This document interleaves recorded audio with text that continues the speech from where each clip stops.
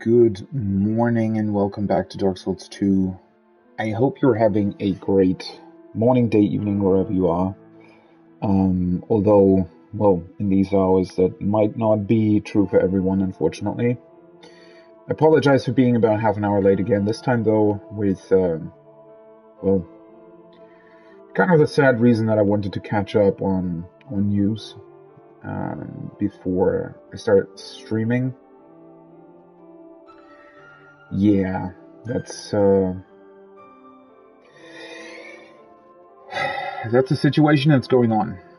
It sort of takes, I don't know, it does take a toll on myself. I know that, well, at least so far, obviously it doesn't really affect me that much in my daily life, and hopefully it will stay that way, but that's a very egotistical viewpoint, right? I still can't really, since it is the situation obviously a lot closer to the middle of Europe than things that are going on in the east, or in Iraq or Sudan, or all of the other conflict regions in the world. The closer it gets to you, the more you actually realize how fucked up situations like these are, right? And that is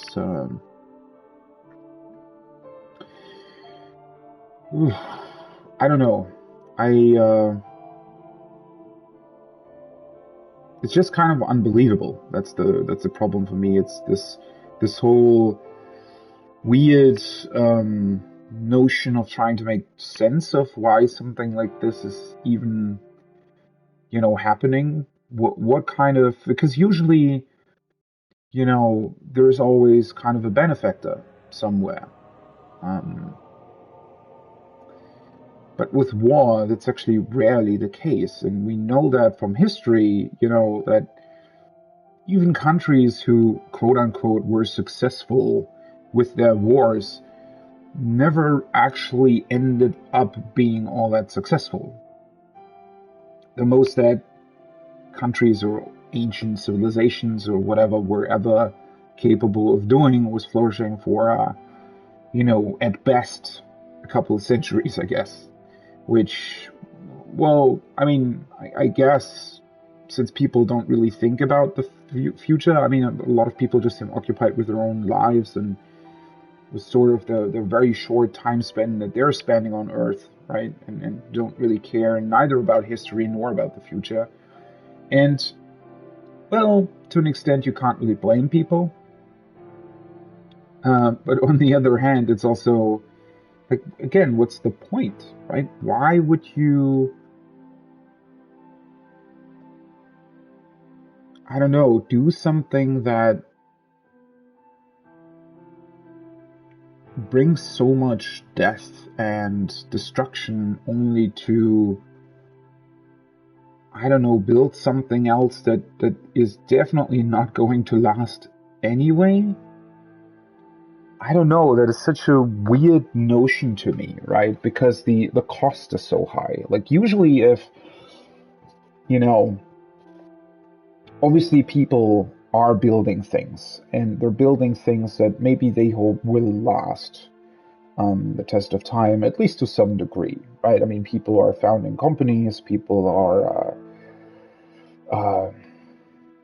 well, they're having children, right? And whatever you do in your life, I do think that at least part of it is also sort of with the thought of, well, what am I going to leave behind? Maybe a lot of people don't even really care about that either way, right? But that's the thing. I would think most people mostly care about the current situation, right? Not necessarily in an egotistical way, but certainly in a way where they, they care about their loved ones, they care about the people that are close to them, or they even, let's say, just as a sort of example, let's say you're working in a restaurant, right? You will care about your customers. You will care about the people that come in. You will care about the food that you're serving them. You will care about that they're happy, right? That they like the food that they eat at your place.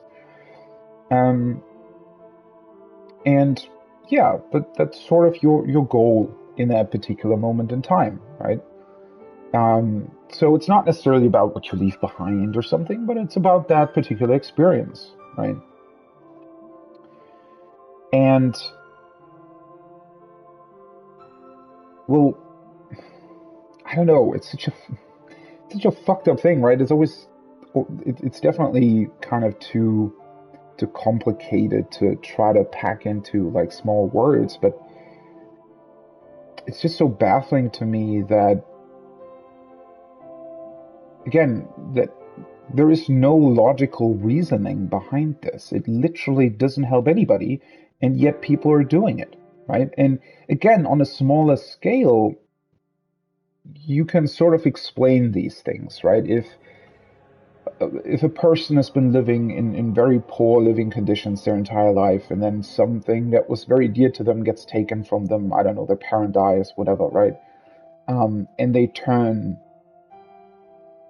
into a bad person because of it, right? Because they don't have anything that's stable in their life. They don't have anything that's really helping them, and then they, slowly start with the bullshit, right? They maybe rob a place. They might even kill to get something, right? To get money or whatever.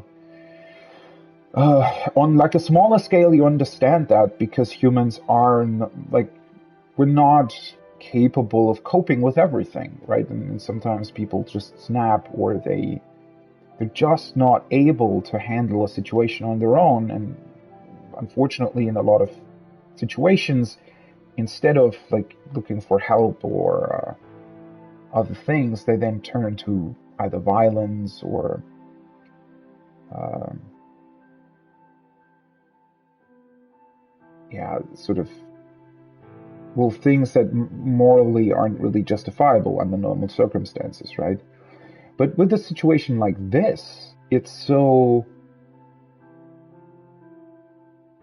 I don't know, the reasoning is so completely different and so so meaningless in a way, right?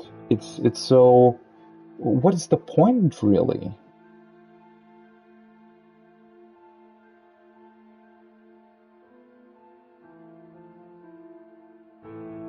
It just seems so strange overall, especially considering again sort of the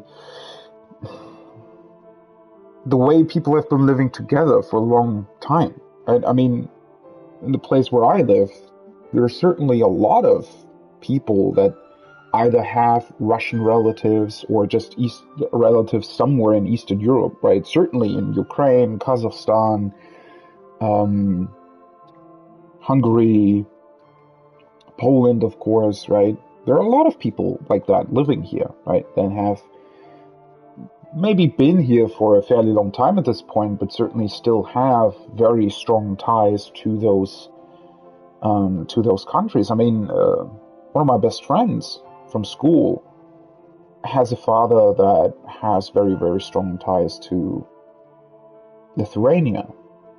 Is that how you pronounce it in English? I think. And I mean, that's, very, very close to Russia. So it just seems that these ties are everywhere, right? And yet now people are fighting, even though, I mean, even in Ukraine, especially around the border areas, right? I think that there's probably a lot of people who have family members maybe on both sides, right? Who would never even think of fighting each other.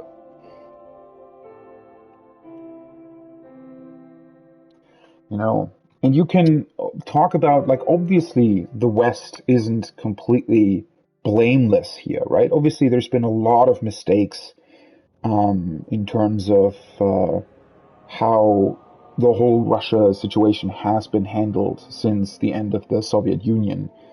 Um, there have been a lot of, I mean, there have even been conflicts here in Europe as well, right? With Serbia, for example, in, what was it, 95 or something. Um, and then also in Georgia, right? Is it called Georgia in English? Like the US state? But the country in Europe? I mean, it's technically Asia or Europe in a way. Um, but yeah, Russia attacked them as well, right? Or, well, that was a bit of a more complicated situation, maybe. Although, you know, you can never say that war is not complicated. I don't know, it's just, again, at a moment like this, my point is mainly that it just feels so pointless, right? It makes you angry because nobody, literally nobody, is benefiting from this situation, right? Except for, well, maybe Putin somehow, although I fail to see how he would profit from this. Maybe he thinks that people will look up to him or something. Haven't they already, though? I mean, technically, all of the people that have already liked him will continue to like him, I guess. It's so weird, right? Especially, again, like, the Russian people or people that have ties to Russia that I know, or also, you know, in general, if you see, I mean, nowadays we have, you know, a lot of, like, there's a lot of popular YouTube, like Russian YouTube channels, right? And then also on Twitch, right? I've been in channels where there were people from Russia either moderating or, you know, just being part of chat. And, well, obviously those people would never approve of something like this, right? Because they're, like, it's just so strange because it's a situation where you actually know the other side, right? Whereas with a lot of other conflicts, sadly, with a lot of other conflicts in this world, it's very hard to gauge sort of what the situation there is like, right? And you don't want to just assume things if you can't really tell for yourself. And if it's very far away as well, or if again, like, I don't really know people from, let's say, Pakistan or Afghanistan, right? I don't really know people from those places. I don't think that there's necessarily, I mean, I'm sure there are people from those countries living close to me somewhere, but, you know, it's very, very different to the situation with, like, Russia, where there's a lot of people that I know that have at least somewhat, you know, some ties to Russia or other Eastern European countries. So it's so bizarre, right? Because obviously those people would never want to have a war between them. And yeah, again, it's such an unimaginable thing, right? I just want to, I mean, usually, you know, it's not necessarily the best way to start off a stream, I guess, but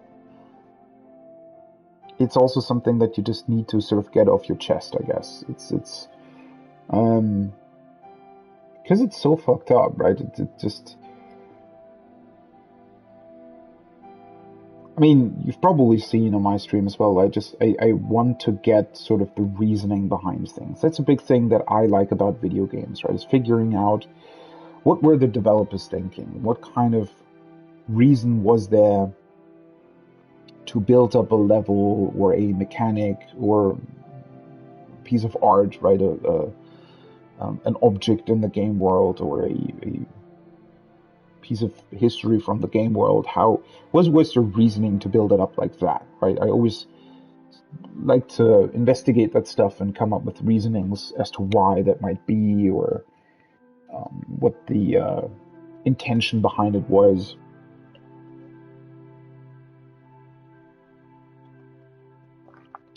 Whoa, sorry. And I've tried that with political decisions for a long time. Like I have always been very politically interested, um, and I always try to do the same thing there, right? Where I sort of try to get behind the reasoning of certain things, and sometimes there are, well, at least partial reasons that make sense, right? Where either people profit off of a certain situation, or um, at least, there might be some historic things um, behind some decisions that are being made. But especially nowadays, right?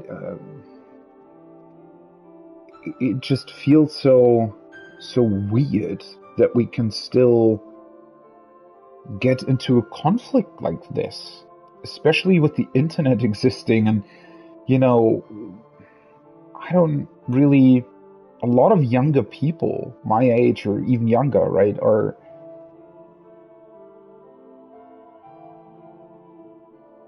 I don't know, it seems so completely disconnected now from all of the dark history of Europe, right? And well, obviously, you need to keep history in mind at all times, right? I mean, that's how you should learn to not repeat mistakes, even though, unfortunately, that doesn't really seem possible for humans a lot of the time. But I don't know. I mean, you can literally watch Ukrainian streamers. I mean, with Final Fantasy 14, and a game that I like and follow a lot on Twitch as well. There is one streamer or she's been streaming from the Ukraine for a very long time, or has been living there for a very long time. And just the fact that is sort of possible, right? That we can have this connection to people living there, but them being now essentially in a war zone or a conflict zone country that is at war with another country or something. That is so bizarre, right? That completely goes against anything that makes sense on any kind of reasonable level, right? That it's such a bizarre situation.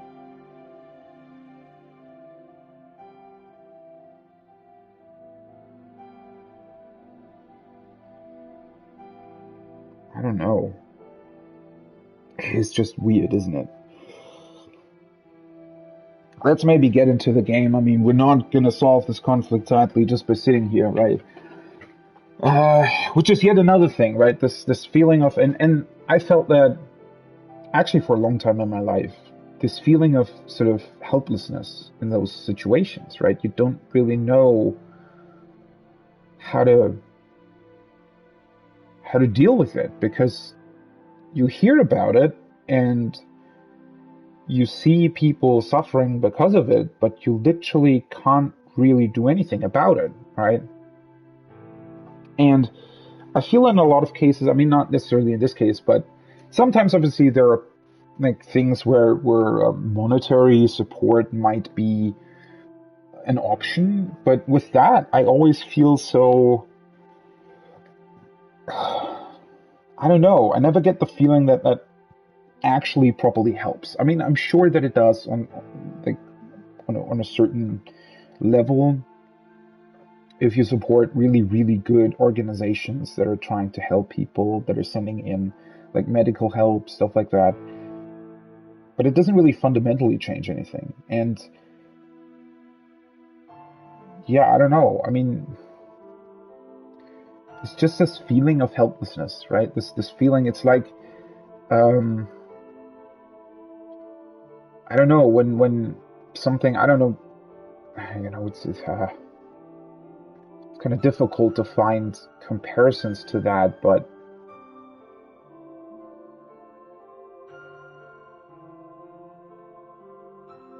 I don't know, like if you witness, not that I ever have, but if you'd witness like a car accident, for example, right? You could just go there, you could try and help people, and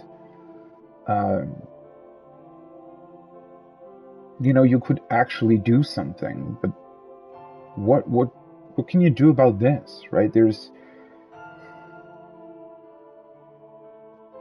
You really, at least I really get this feeling of helplessness, this feeling of, well, I'm sitting here, I can talk about it, I can try to make sense, of the whole thing for myself, but ultimately, what's the point of that, right? And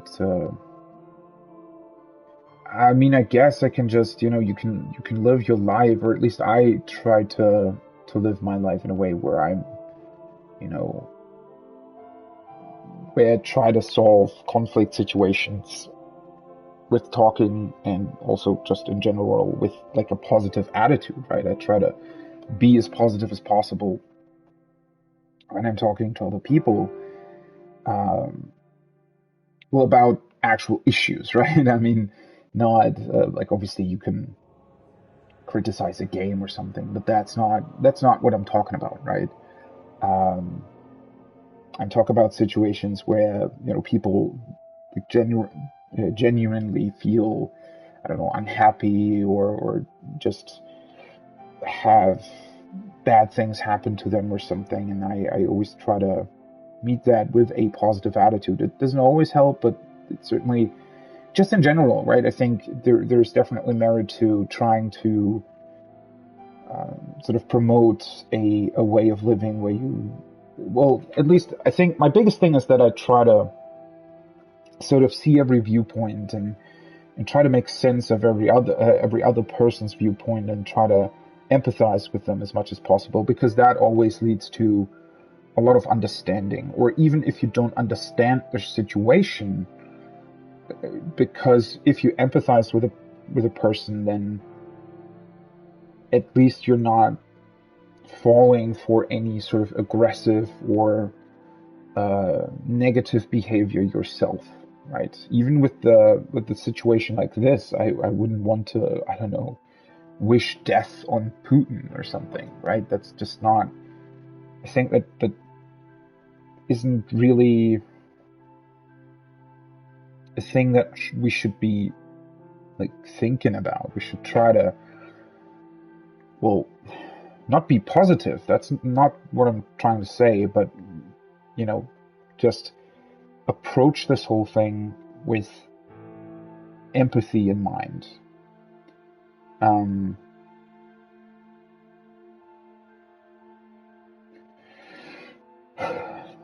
Yeah. Oh well. Let's continue with the game. It doesn't really help. You can sort of talk about this for hours, days, and at the end of the day, you're probably going in a circle with your own thoughts. So let's get into the game. Let's go back to where we were, and just hope that people are safe, that even if there's violence going on, that people can stay as safe as possible, and hopefully, even though, let's just hope that the least amount of damage is done to actual lives, right? Because that's what's most important here at the end of the day. And then maybe somehow we can get out of the situation with, actually being reasonable. I don't think we will, but let's just hope for the best, right? It's sadly all I can really do here. All right, let's get into Dark Souls 2. Let's close this thing for now, and well, see what I can do here, shall we? 46 hours. So I left off yesterday in Earthen Peak. Earthen, I think it's called, right? I hope I wrote that correctly in my stream title. Um, let's see if we can get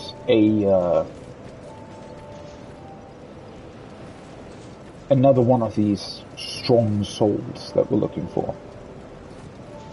Also, since I'm now actually on the Sunlight Covenant, I wonder if I should actually try to summon more people, if that's a thing that might make sense. Once again, it's a bit... I don't know.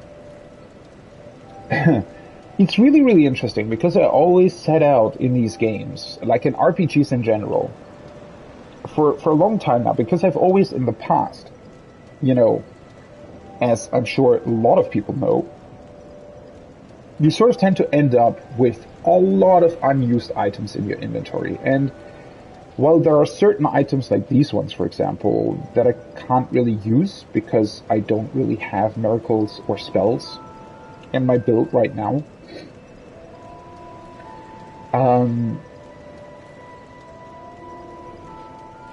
I just kind of, I would like to use a lot more items than I have been so far, right? And, well,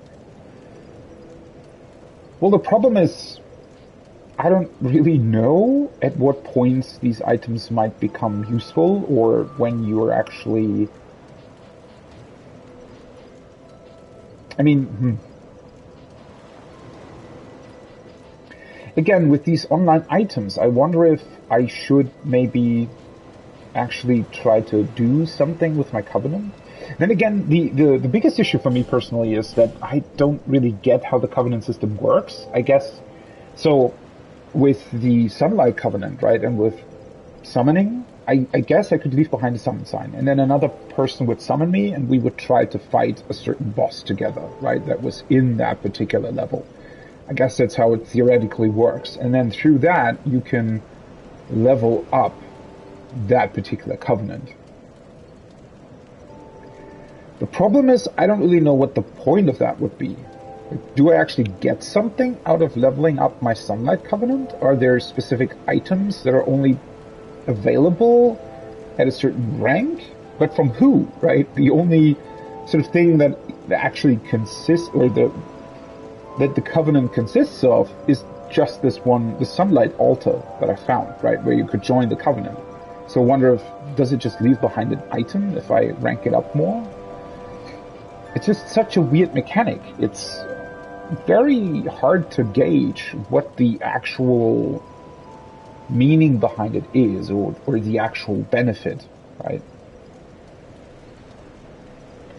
So that's kind of strange, and I'm just not really sure what the whole point behind it would be. Ah well, let's just continue for now, and maybe there's going to be a time in the future where that makes more sense. I mean, maybe I can also... One thing that I can definitely keep in mind, I think, is that sort of towards the end of the game, although I think that's still a long way off, because I'm only about 46 hours in. But, you know, towards the end of the game, I feel like we could maybe try to... Oh, give me a second. Sorry about that. Right, so... I guess I will just try to keep that in mind, right? I will try to keep in mind that I...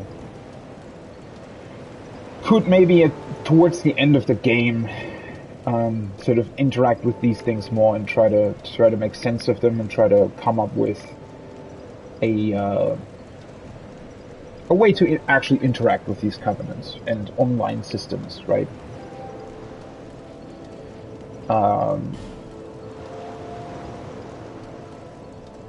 But so far, let's continue with Earthen Peak. Let's see what else there might be here.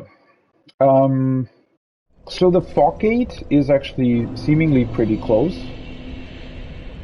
which is certainly interesting.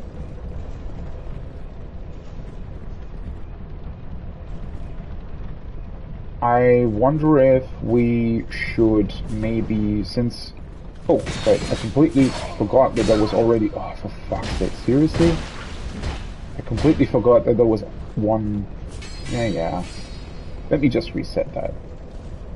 Otherwise it's gonna bug me. I completely forgot that there was already an enemy here. But yeah, that's... Is he jumping down, or where is he actually coming from? Oh, there he is. Oh, wait, what? Now he died in 2 hits. Okay.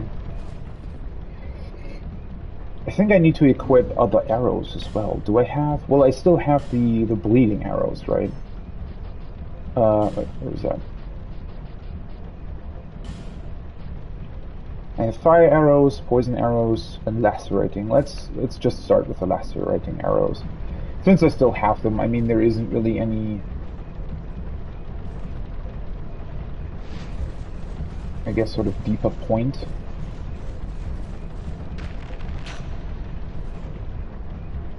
Is he going to shoot me? No, he's not. Does it automatically equip the other ones? No. How do I do that?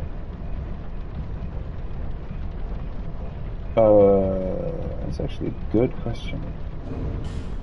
That's weird. If you have like 2 slots, why doesn't he automatically use the other arrows? Oh, for fuck! Seriously? I somehow... Oh, for fuck! What the fuck are you doing? Oh, I've already equipped the frickin' arrow. That's such... I don't know, the whole, like, way arrows or function in these games is kind of... doesn't really work, I feel like. I don't know, I feel like the whole game isn't really set up for ranged combat at all.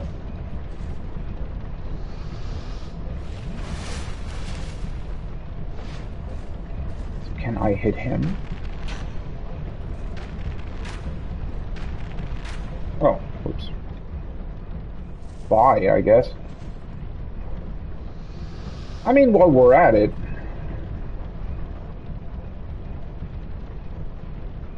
then again, I mean, I know that he exists. The reason why I mainly wanted to get rid of those 2 guys is because they're actually shooting arrows at me.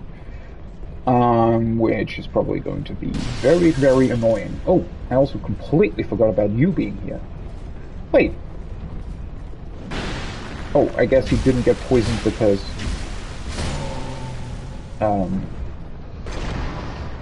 he only ran through one of the things. And I completely overlooked this lever yesterday. Huh. I wonder what that does. I guess I can just try.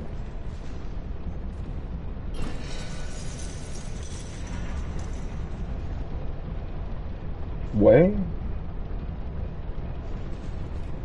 Did they change something down here? What is he doing there? What was that animation? Looked like he was sort of grabbing the chest or something. Weird. Wait, what's the point of... What's the point of that? Also, I really like that the upgrades to my Morning Star mean that now I can kill the hammer dudes in 4 hits. It's certainly beneficial. Do I just want to lure him here? That would probably be a good idea, because it does look like there's still more sort of ranged dudes that might potentially attack me. Although I guess...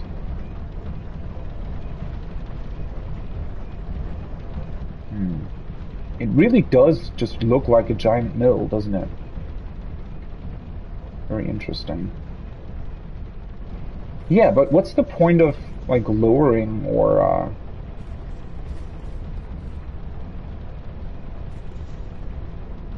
getting rid of this thing?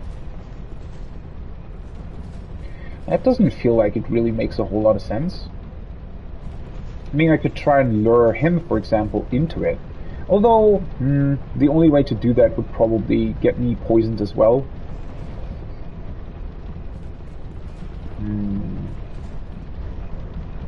Let's see. So there's certainly people up there, but I don't think they're actually ranged. I mean, there's a lot of people up there. Although he is also ranged, probably, right? Or maybe not? What is he anyway? Oh, hi. Bye-bye. Well, that was faster than I wanted it to be. Grave Warden cuffs. Grave Warden. I think he had a magic weapon, didn't he? At least it very much looked like it.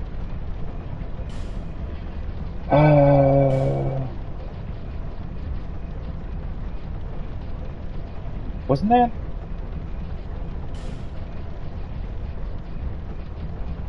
These ones. Cuffs worn by Wardens of the Crypt. Wardens of the Crypt? What? What kind of crypt? The Wardens of the Crypt watch over the slumbering dead, making sure they're not awoken. Be they king or peasant, wise or dull, rich or poor, the Wardens treat them with the same care.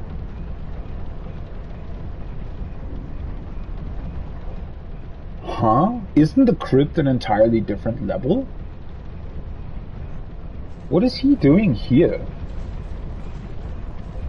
Also, now that I see the fog gate more up close, it actually doesn't look like the boss room, does it? Maybe it's just there to unlock the bonfire? Because it very much looks like there is a bonfire there, right? Maybe you'd go actually through it from the other side to unlock it?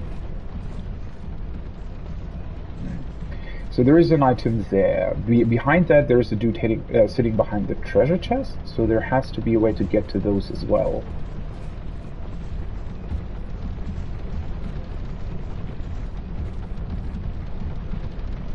I half expected other people to jump down towards me. That's the bonfire where I came from. Very interesting that they show you all the guys sitting up there without them actually attacking. Ooh, now I wonder, did this thing get lowered by me pulling on the lever? Because the other one was pulled up to the ceiling. And this is really interesting, what? Oh.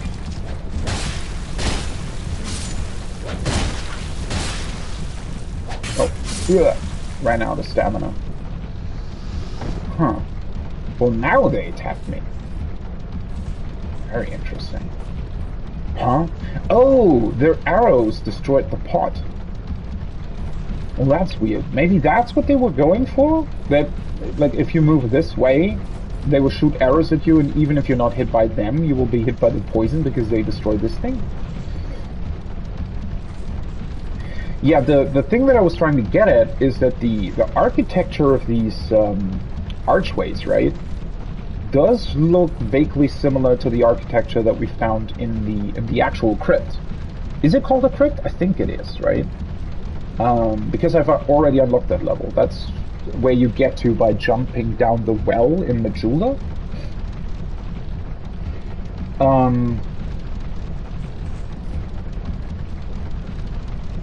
Yeah. Huh. I wonder if that's just coincidence, if they really just reused these assets because they felt like they fit here, or if that does have any kind of meaning towards this maybe standing above those crypts or something. There is another level here as well, although I'd imagine it only interacts with these chains then, yeah. I wonder if that changes something for further up as well. And this is where the chest is, right?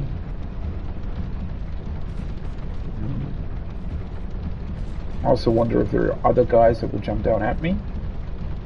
Approach it. I mean, there are more people up there. I don't know if they necessarily interact with him. Huh. Well, that's not very sneaky, is it now? What's the point of him hiding behind the chest if he's just gonna jump at you I don't know, somewhat immediately after you approach it. A pike. Don't think I had that yet, right? Let's see.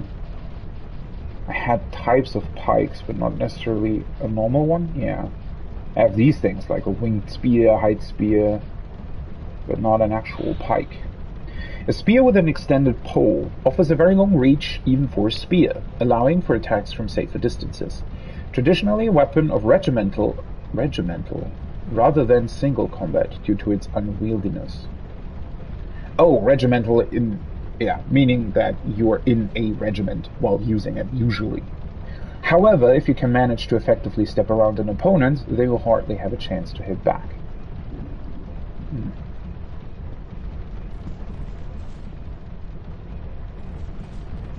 I mean, well, it certainly did feel like one of the biggest disadvantages to the Mace and the Morningstar is their reach.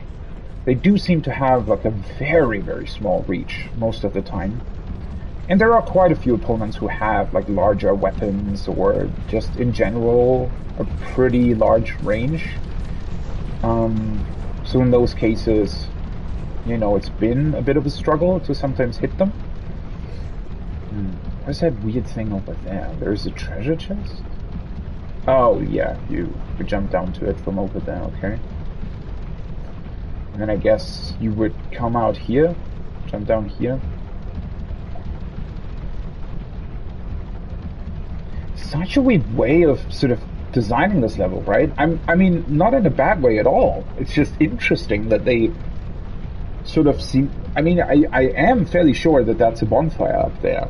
They place it behind that fog wall. Definitely an interesting approach. And that's definitely not jumpable.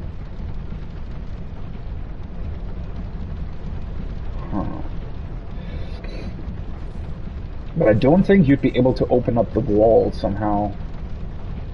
At least that would be kind of weird, right? Did I try to hit it? I don't think I actually did. Well, the weird thing is over there, for that treasure chest, is there's a very clear path downward, right?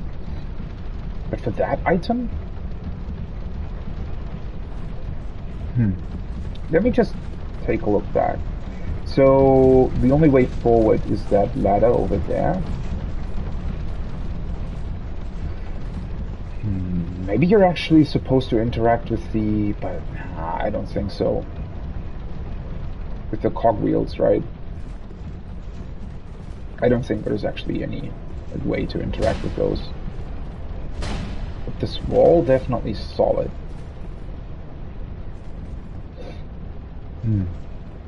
Maybe there's some other interaction with these pots that can be lowered and raised. Guess let's just continue for now.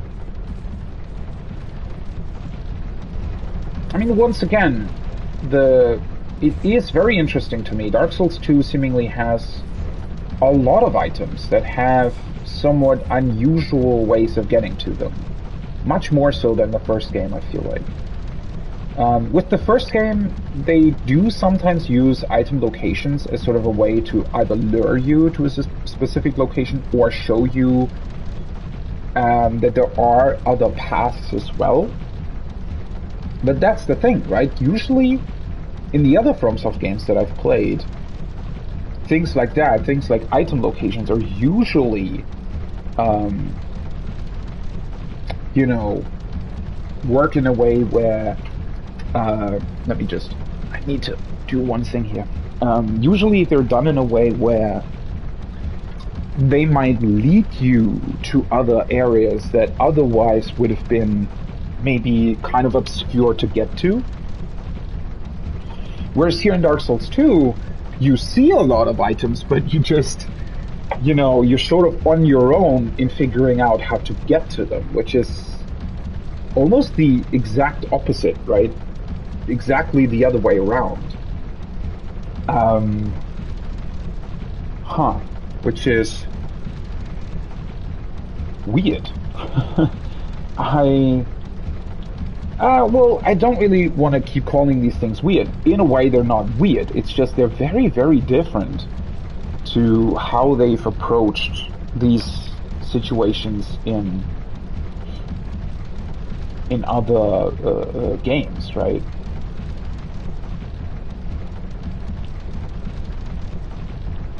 Hmm.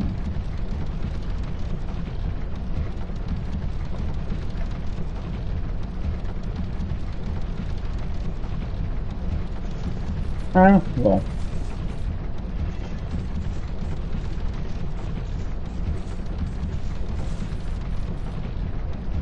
Oh, hi. So there's multiple of these Grave Wardens here. What's their deal? Why are they here?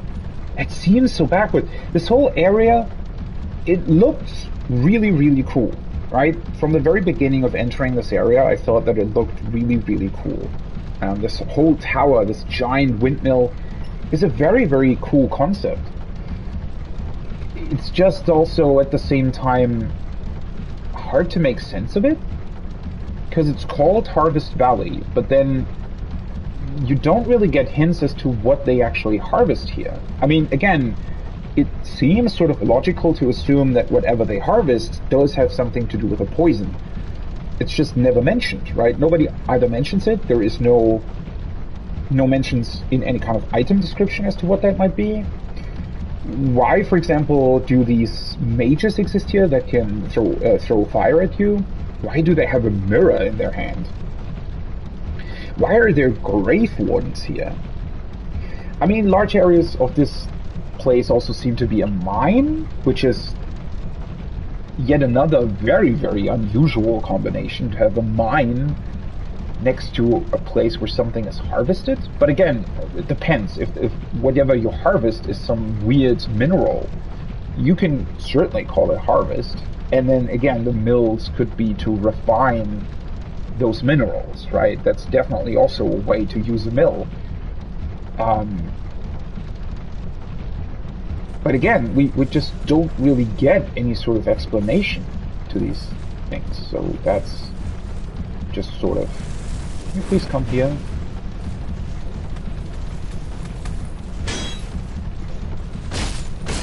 Oh, wait, what? That was a backstab?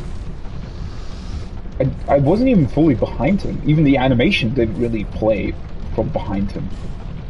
Silver black shield. It seems entirely different to the grave thing that we found on the other dude. What is that? This one. Silver black shield. Almost looks like only half a shield. A silver black shield imbued with the power of dark. The equipment of the wardens of the undead crypt are soaked in its darkness and permeated by its power. The grave wardens are said to know the name of every guest who rests in the crypt, no matter how long they've been with them. Again, this specifically references the undead crypt. But we're not in the crypt. We're somewhere completely different, at least it seems like we are. Again, maybe this place does connect back to the crypt, but what would these guys be doing here then?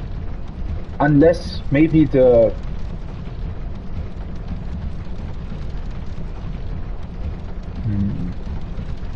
But does that make any sense? Like, if the crypt is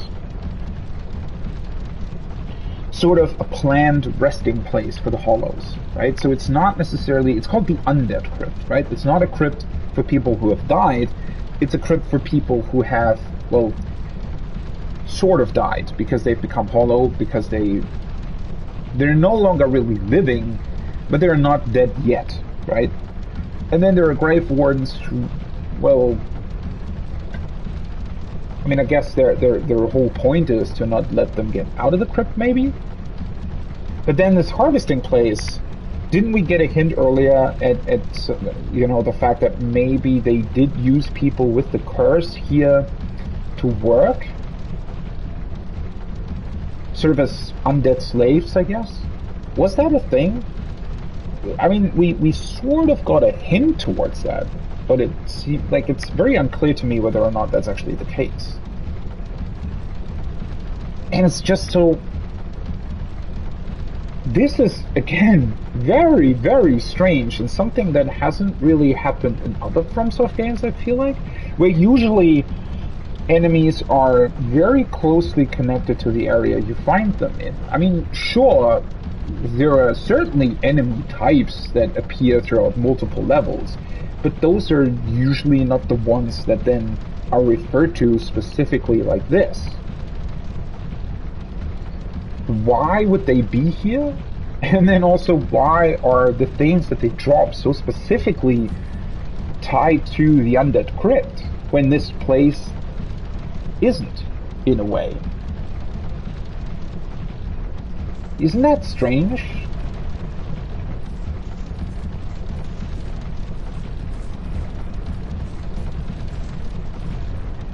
And then... Okay, what's the point to this? Ooh, I get what the point is. They want you to look outside, I guess. Okay, so there has to be a way to get to the side of the building then, in order to find that item.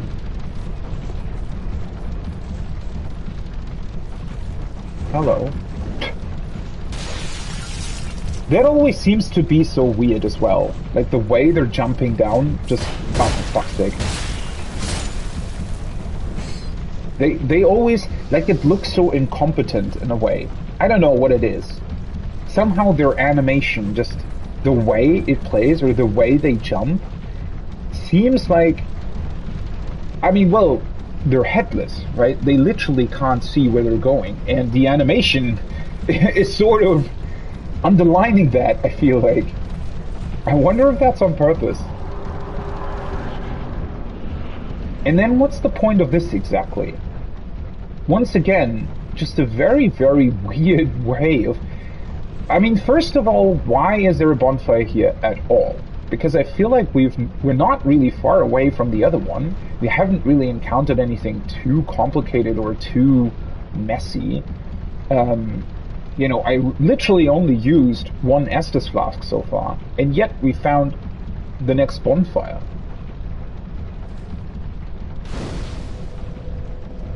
Huh. It seems like bonfires are actually, like, closer together the further you are, or the further you move through the game.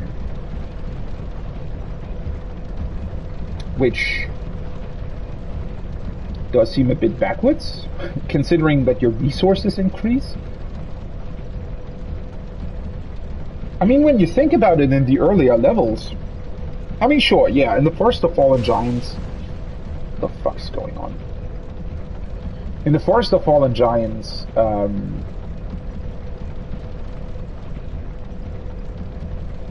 the way the levels loop back to certain things is certainly done in a way where you don't necessarily need that many bonfires. But I would still say, especially again considering the resources that you have at that particular point in time, I felt like in the Forest of Fallen Giants, the sort of spacing between the bonfires just felt very typical FromSoft, right? It felt comparable to Dark Souls 1, maybe even Bloodborne, although Bloodborne has like a way more clear level structure, as much as bonfires are concerned. Maybe closer to Sekiro or something like that. But now they're clearly a lot closer together. And again, for example, why put the fog gate here? That is such a strange decision to me, because when you first enter the level, you see the fog gate, right? It is a place that, I mean, maybe that's the point of it, right? The fog gate is very, very easily visible. It draws your eye in, right? And so at first, you get into this level and you kind of think, oh, there's a fog gate there. Might be the next boss room, right?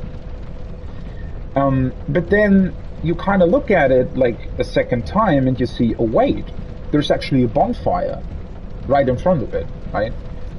And I guess because the fog gate exists here, the fact that there is a bonfire here is a lot easier to see from down there. So you kind of know, I guess, what you're going for, what your goal is.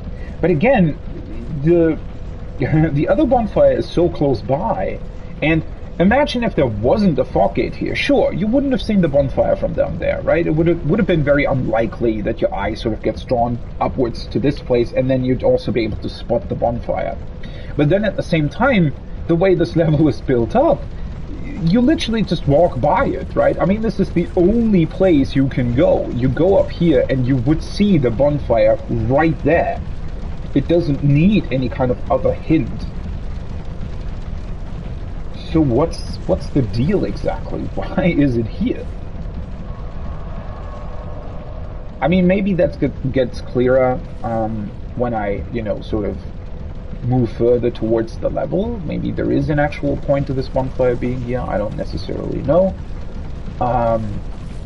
But yeah, it also very much just seems kind of strange. What the why is the other guy... What?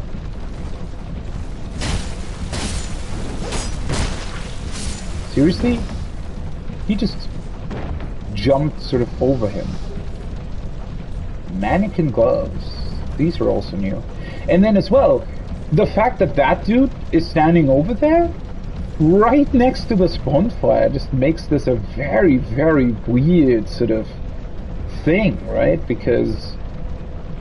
well, now you have like an enemy that you're respawning right next to you, as well as these guys, right? Almost like I kind of debated with myself there if I should even rest here, considering that all of the enemies are so close. Very weird. Okay, let's look at those gloves. These ones. Mannequin gloves. Gloves of the mannequins of Harvest Valley. At least in this case, they specifically actually reference the place that I'm at. The peculiar art of puppetry is a vestige of the two lost lands. A queen breathed life into these dolls with the very miasma that afflicted her poison-drenched bosom, so that she would have slaves to serve her temperamental will. Whoa. Well, that's certainly new information. So they're, I mean, well, the fact that they're not really alive seems obvious, considering that they don't have heads.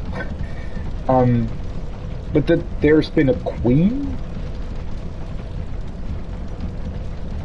I mean, I did speculate about that before, right? When we saw those hollows sitting in those pots with the poison literally in them, or them sitting in the poison in those pots that were hanging from the ceiling.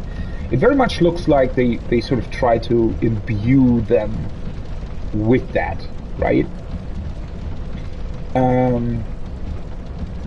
So I thought that might be a way of how they converted or used hollows for their own, well, will, I guess, right? So whoever this queen was made them slaves by imbuing them with the poison. Why are they talking about a poison-drenched bosom, though? That makes it seem like whatever the queen was, like she sort of had the poison in herself. I wonder if that's just sort of a figure of speech, or if that's literal. Queen does sort of, well, at least to some degree, explain why these fire mages exist here, right? Because they certainly seem like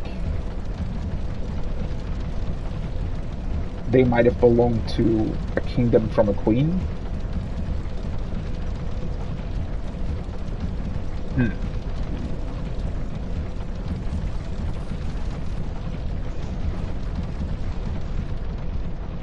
So these were the guys that we saw earlier from down there, right?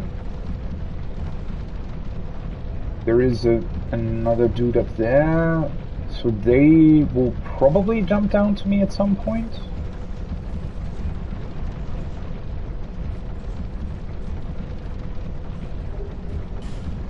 Black firebomb. Right, the black firebomb, was that actually useful? Or rather, let me see. Inflicting great fire damage. Developed in the fallen kingdom of Farosa. I wonder if that's where we are.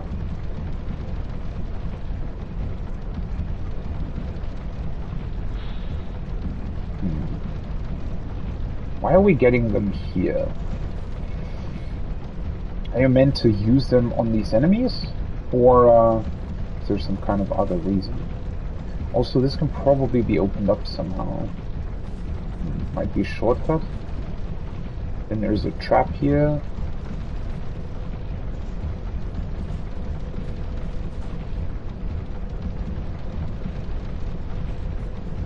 We can go up there.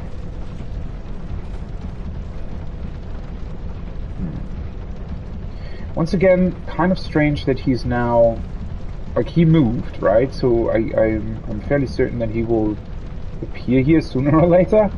Although I'm not entirely sure where he moved to. Why did he move? What? Oh, hi, there you are. Yeah, this is still...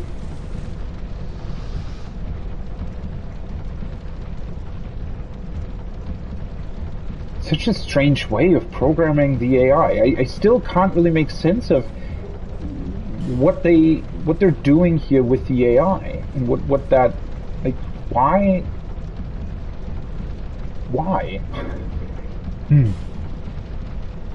all right, the mask probably has the same description as the mannequin mask.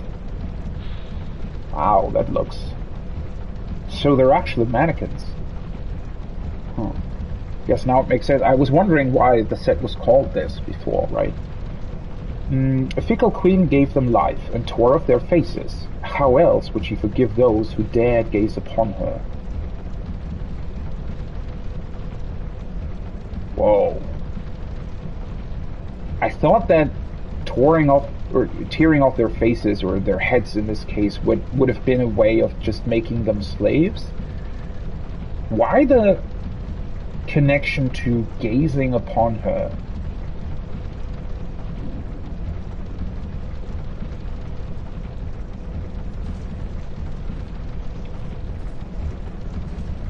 I mean, now I'm really intrigued about that. That actually seems like a cool story. I wonder what that is in reference to, or maybe the poison-filled bosom that they were talking about. Maybe she's ill? Oh, for fuck's sake, I actually pressed the frickin' wrong button. For some reason I pressed L2 instead of L1. What the fuck?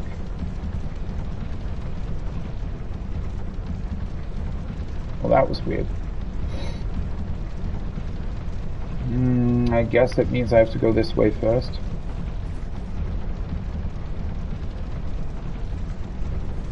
At this point... oh shit, yeah, I forgot about the poison. And also I thought that this was going to happen. Very much felt like there was sort of another trap waiting for us. Or rather, you know, other enemies. Alright, let's see. Oh, fuck. What the fuck?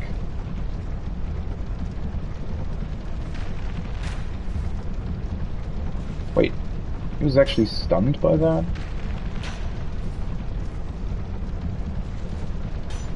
Oh, this is interesting combat, isn't it?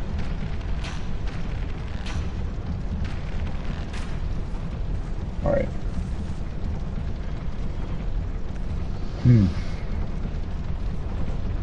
So I guess that means we can move this way first. Who was that? Was that the other guy that was sitting here? Must have been, huh? We came from down there.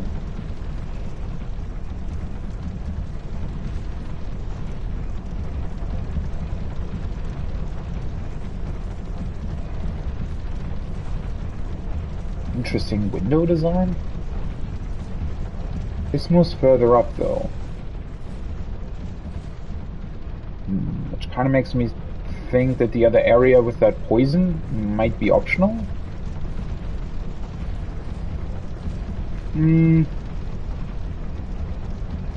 Let me actually equip, since I still have those things as well. Cures poison and restores HP. Let's use these things. Monastery Charm. What are these messages? Here? Be wary of skeleton. What about here? Are they talking about the person that was sitting there? Oh, so now, well, the other way certainly seems to loop around now, right? Oh, I actually didn't see that. Wait. So there is some kind of statue. I wonder if that's an image of the queen that they were talking about. She very much seems to sit in front of something akin to like a... I mean, that looks like she's sort of pouring poison into that bowl at her feet, right? Oh, there is another statue as well. Huh. Very interesting place. Flame butterfly. Ooh. Well, that sure looks like a complicated situation. Would I be able to defeat her from here? I don't want to die for this, to be honest. This doesn't look like I would even, like, if I were to kill her, there would be no way for me to actually continue unless you had to jump down there, maybe?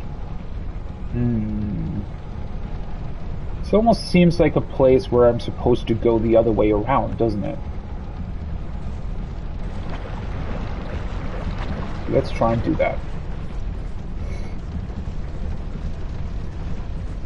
Maybe there might be a way of...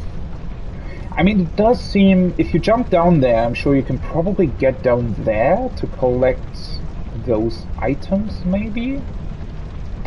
The fog gate over there seems to lead to a boss room, right? So...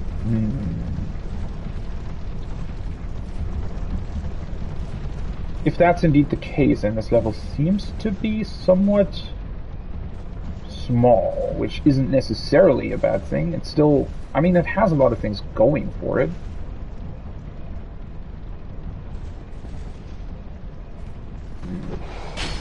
Oh, for fuck's sake.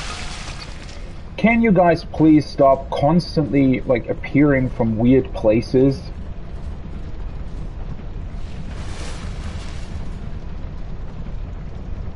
Oh, wow, what the fuck? Okay, I did not expect that it would take that long to actually use the Monastery Charm. I guess it's good that I tried it, because during combat, that's actually pretty unusable. Wow. Weird. I mean, in a way, it does make sense. It is called a Monastery Charm, so you would think that it is some sort of ritual or prayer that you're doing, but it also just seems to be interestingly weird in its design. Where did he even come from? Oh, though, well, I guess he just came from the ceiling, huh? And she's holding something different. She isn't holding... Oh, no, never mind. It just looked like... It looked like a wand or something from the side, right? But it's actually the same mirror that the other ones are holding.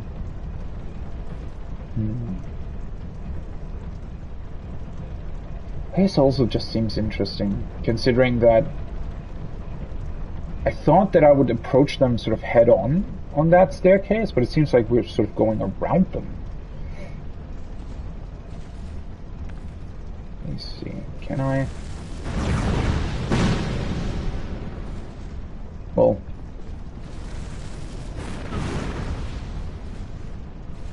Wait. What the fuck?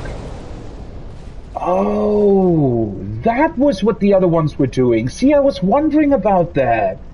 I was wondering why I was constantly like dying so quickly. I guess if you run into that fire that she just summoned, you'd probably immediately die, right? Or rather, you'd immediately take a lot of damage, which was sort of the problem from before, right? I didn't really realize what sort of the deal was. So now that makes a lot more sense. So they can summon, like they throw fire at you if you're further away, and then if you get closer, they summon this ball of fire that at a certain point explodes. But I guess if you run directly into it, it probably immediately explodes. Well, this is a somewhat awkward situation.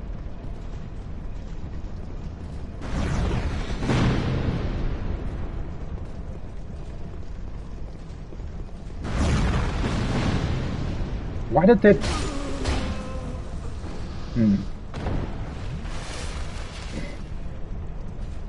Did not expect that to hit me. If this is indeed the run back to the boss, though, if that is in fact the boss room over there, this place would be kind of annoying, wouldn't it? Although, I mean, I guess if you sprint through it, it might work out. I'm wondering whether or not I should lure these guys towards me. Because if they're stomping through the poison, that might actually be good for me. What's this place about?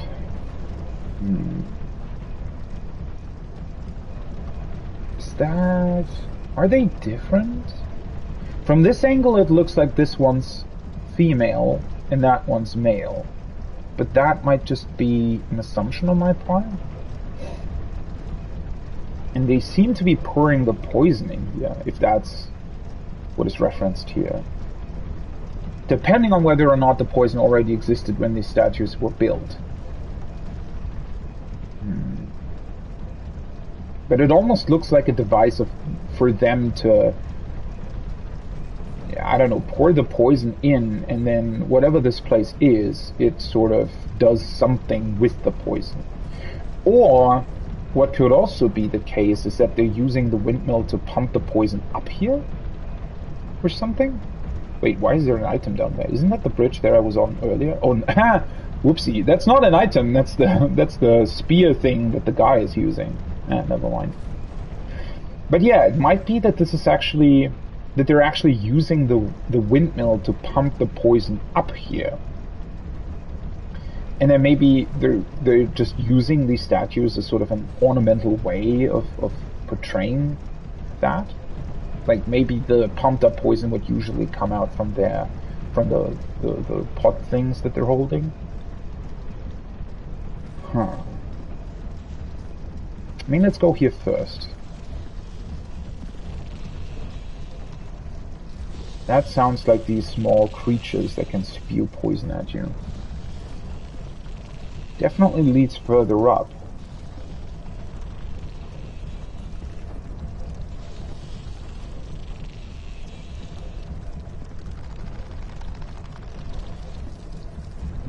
There are multiple ways to go up here.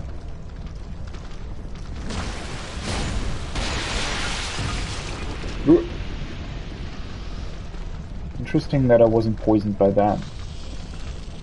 Well, at least they're all coming towards me. That makes it easier. What? And now they just stop?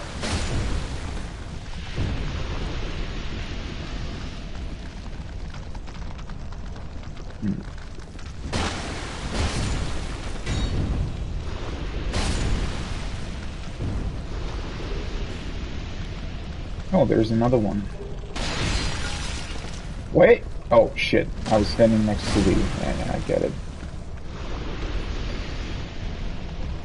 Ooh! Another one of these faces.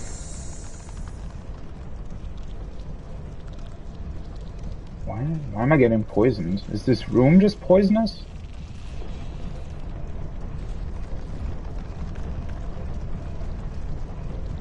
Maybe it is. Well, yeah, I certainly don't have a, or maybe there was still some lingering poison for some reason.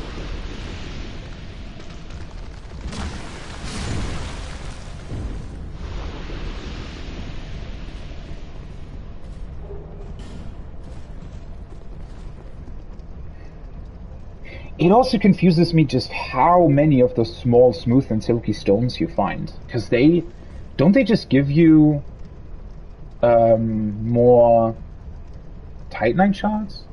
Like normal ones? What's the deal with them? This is probably poisoned, right? Oh, fuck! Well...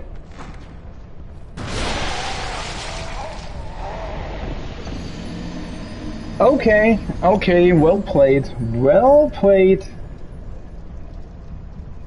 I wonder if that was on purpose, that you think, oh, this is a poisonous room, so obviously this might be a poisonous chest, and then it's actually a mimic. I mean, I was very, very much expecting there to be an actual mimic in this game. I would have been very surprised if there hadn't been. But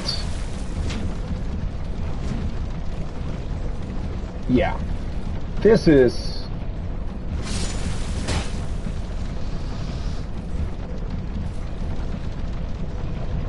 I guess, I mean, yeah, Dark Souls 2, in a way, is definitely sort of the king of trolling, right? They actually put a ton of shit in here that really trolls you, like, to an insane degree. Wait, now I wonder if I activate this. Doesn't actually raise it. Maybe those levers actually raise this? Because I pulled them twice, right?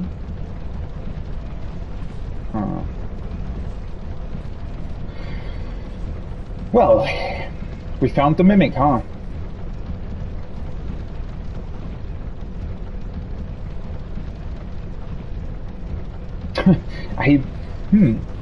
But again, yeah, I was literally saying to myself, oh yeah, this is going to be a trap, right? I was really, really sure that was going to be just your usual poison trap, because they did that before, right? There was definitely another room that I went into that was poisonous and then also had a poison chest, right? Which made me think, alright, we haven't encountered a mimic so far, we've only encountered, you know, poisonous stuff. This very much seems to be like that's the case here as well, and well, I was just very certain of that.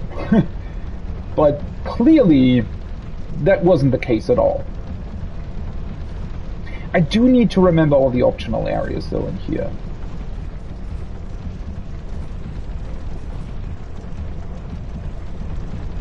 Wait, does he despawn?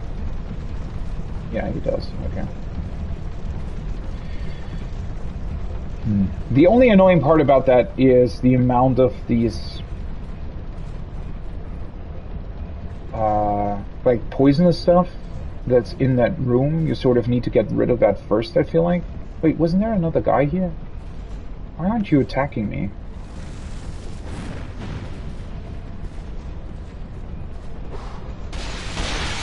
Oh, for fuck's sake.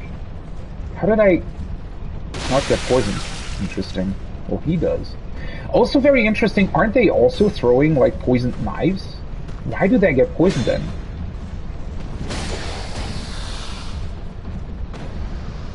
That just seems a bit inconsistent. Also, I mean, why do they still have their heads, I wonder? Are they part of the actual Queen's Guard compared to the other guys? Or maybe they don't have heads, but have this weird helmet for some reason?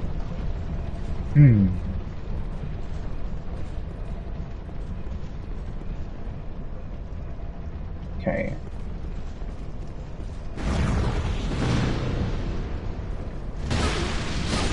Why does she still hit me?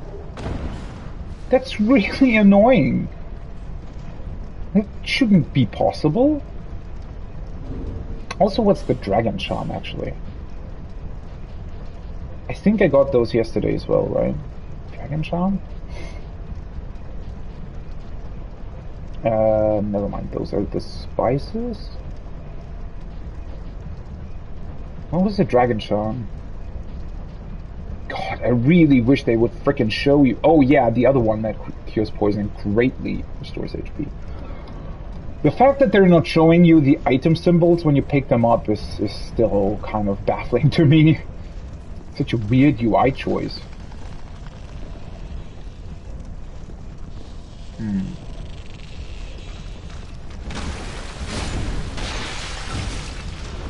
Yeah, the problem is I kind of have to get rid of all these things, right? Which is probably going to take some time, to be quite honest.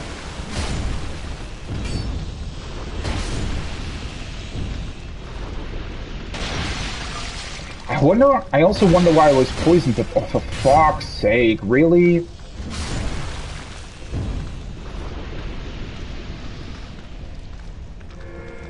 Wow, that actually takes so long to use that you're almost dead when you're using it. Yeah, something still poisons you there, for some weird reason. I think it's something sort of left behind by these weird crabs. Maybe they have some sort of lingering poison when they get destroyed. It's just weird because it's not, like, showing visually, right?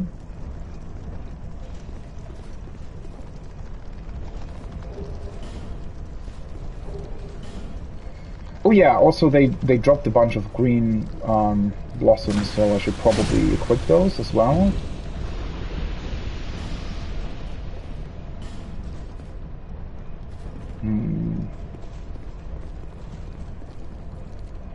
I was like wondering about this though, because the chest does look slightly different, I think. I actually do need to take a closer look at this. I kind of don't want to fight the mimic with all this poison around here. But yeah, you can definitely see its teeth. If you're looking like this, right, you can see its teeth. Like it has a gap between its top part and bottom part, and you can see the teeth. So I was wondering, like, when I approached it, right, I was sort of thinking to myself, wait, there is, like, something different to this chest, but I couldn't really put my finger on it. And I just thought, well, yeah, I literally just thought to myself, oh, yeah, maybe I just didn't pick up on that the other poison chests also had this hint to them. I was really convinced this was going to be a poison chest. I mean, I can just run back into the... This should be alright. Oh, well. That was underwhelming. I thought it would have more HP, but never mind. Work hook and dark gauntlets.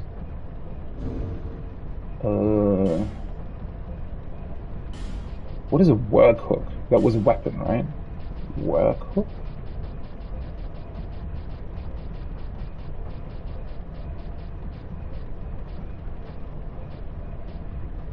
Oh, this thing.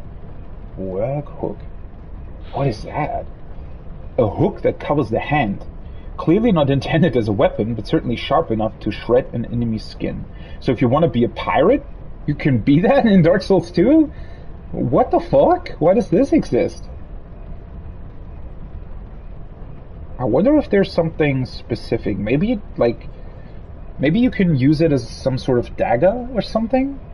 To quickly, I mean, if you imbue it with poison, for example, if you can actually attack very quickly with it, might be a way to have like a very cool and unique sort of weapon. Dark gauntlets. Gauntlets of a knight, subsumed by dark. No one knows the true identity of these men, who are said to freely manipulate dark. Old foreign legends describe them as poor souls who chase the lost art of life drain. What? I don't think we have encountered these enemies. Why would there be gloves of them in here? Maybe as a hint towards them, like, existing?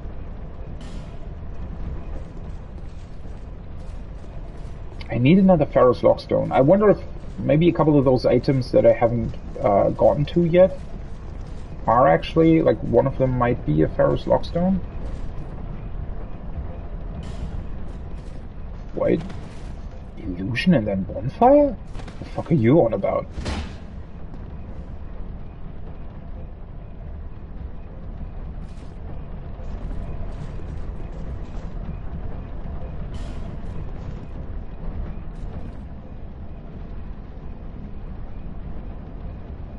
mean, the wall over there does look different.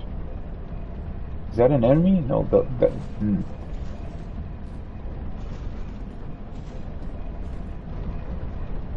That's the way I came. Those guys... It's weird that you can go above them. Oh! Wait, what?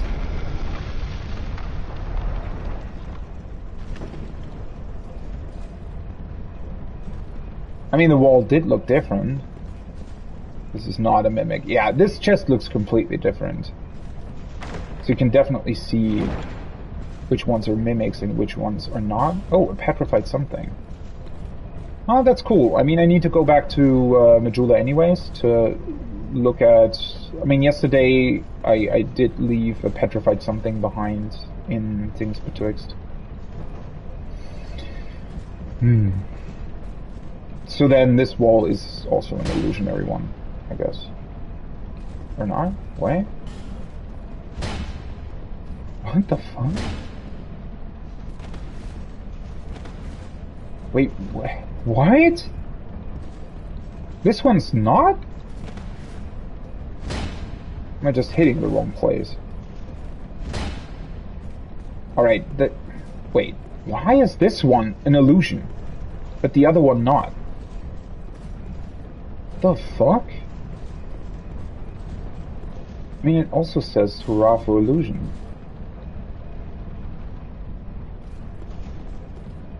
I mean, the other one is right in the middle. It does look very much like the other one. It just doesn't open. Oh, for fuck's sake. That's not what I wanted to do. Wait. I need to equip the...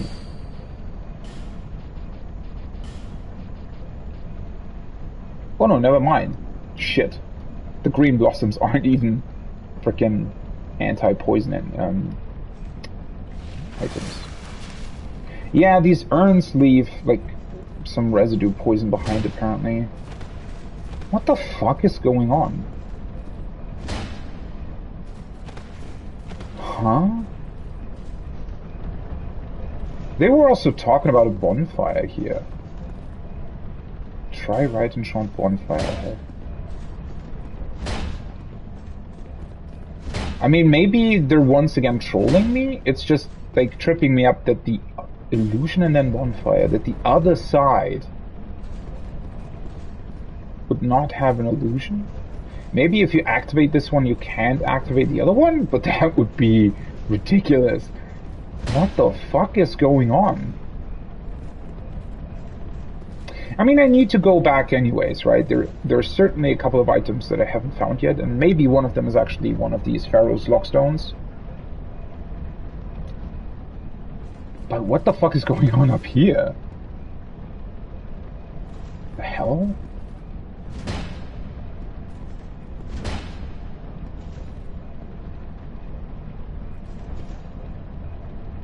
I don't know if you would be able to hear the bonfire though. I don't think you would, since it's not ignited yet. Strange. What the hell?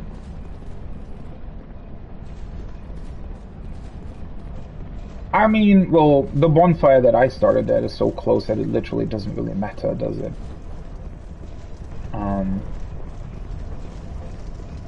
I mean, I assume that that there is actually a boss room behind those two guys, right? Because I saw the fog wall earlier, and it, you know, it very much looks like there would be one here. Let's see what these guys are doing. The other one just doesn't care. Oh. They're not poisoned though, which is interesting.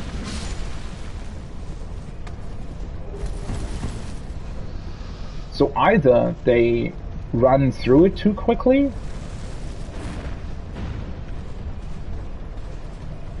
oh hi, what the fuck are you doing? Oh, there's multiple of them as well. Also, these ones clearly look like women, right? Or, well, do they? Maybe not. I thought for a moment... No, maybe not. weird.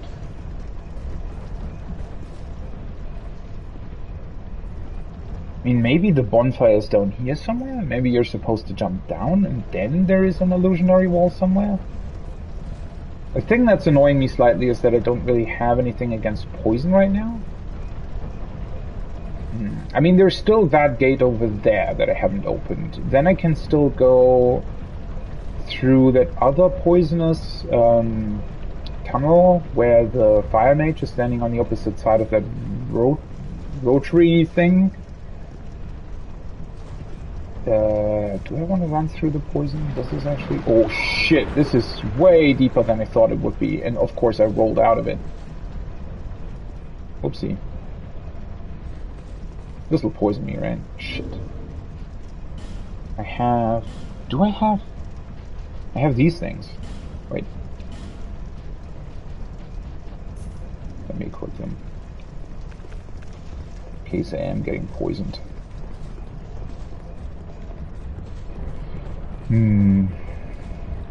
Although jumping down here doesn't really... It's not really easy either way, huh?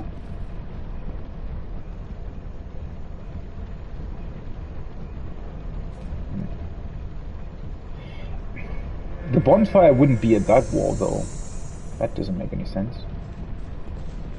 Maybe it's here somewhere? What the fuck? Phantom ahead and sure to try chance. The fuck? Now I really wonder if there's a bonfire there. There just seem too many messages actually referencing it. But if there's no way to get to it... Well, I mean, one thing that I could theoretically do is I could go back to...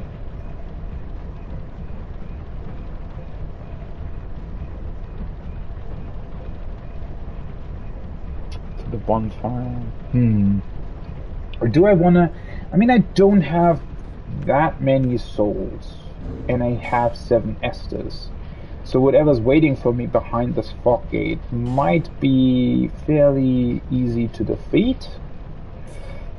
Let's actually equip this as well, the Divine Blessing, just so that I have potential ways of dealing with poison.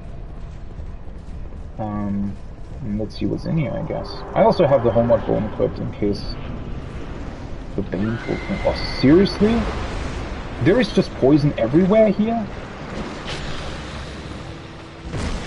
Well, that's kind of fucked.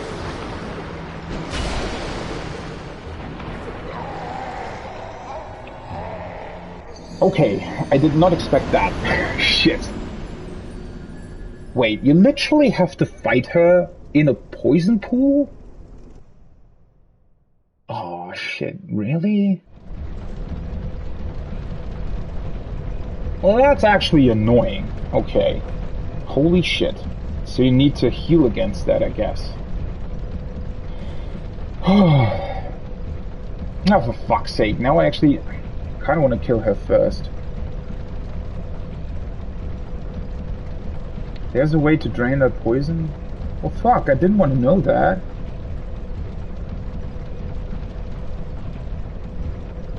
Now I actually have to fight her with the poison, right? Because that's what I kind of wanted to do. Yeah, let's try and do that, I guess. I mean, I don't think it should be too complicated, all things considered. Although I have a feeling... Oh, fuck, I forgot about those. I have a feeling it would be kind of annoying to run back to her, though, right? Because the problem is, you're kind of forced to do this awkward run through this door. Seriously? Ah, well, that's kind of shit.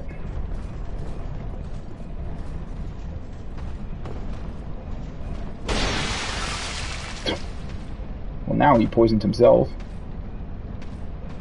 And he's slightly confused.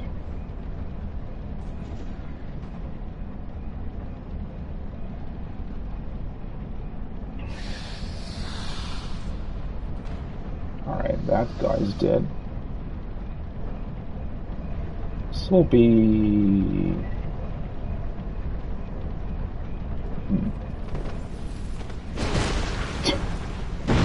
What a bullshit way of doing that. Alright, let me see. I mean, I have the divine blessings. Let's just grab this.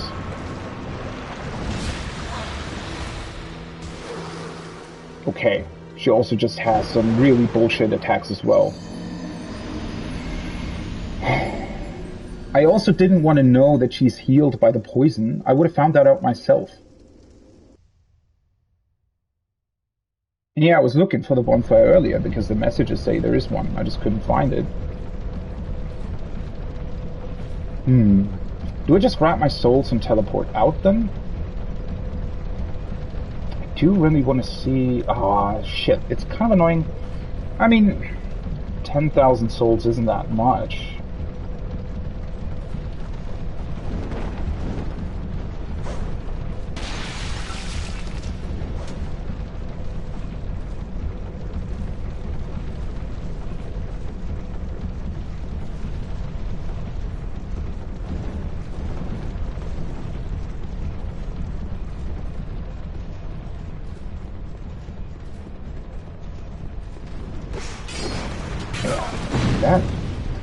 Such a bullshit way of him jumping towards you.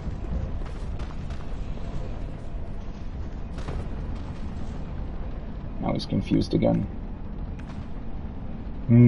I wonder if I should just... I don't know, straight up run into it with a Radiant Life Gem or something?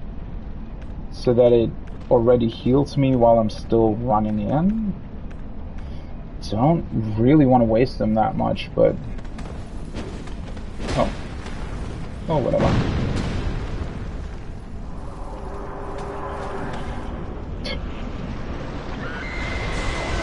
Ah, well.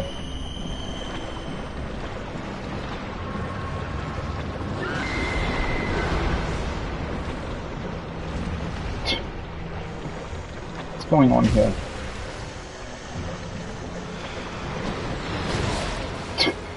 What the fuck is that? Seriously. Oh yeah, she is getting healed.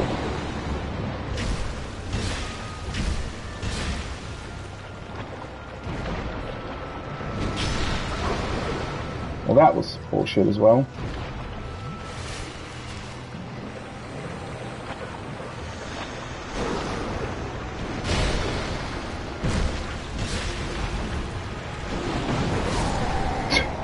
Holy fuck!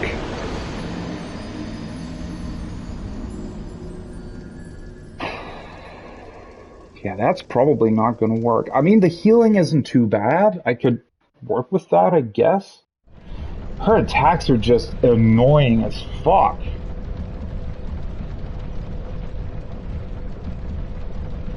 What the hell is going on here? Why do they... Like, what the hell? So I literally fought like 10 bosses that were ridiculously easy. And then they suddenly introduce you to this. The fuck? Why is that so... I mean, I guess... yeah, fuck. Now I know that there is some sort of, like, secret to her with the poison. Well, in a way, I mean, I guess... But that's sort of the weird thing, right? With the Lost Sinner. I mean, I sort of expect her to be one of the great souls, right? That would make sense, considering that we've found out quite a lot about her. Although I didn't expect her to have chopped off her own head, I guess. I wonder what that's about.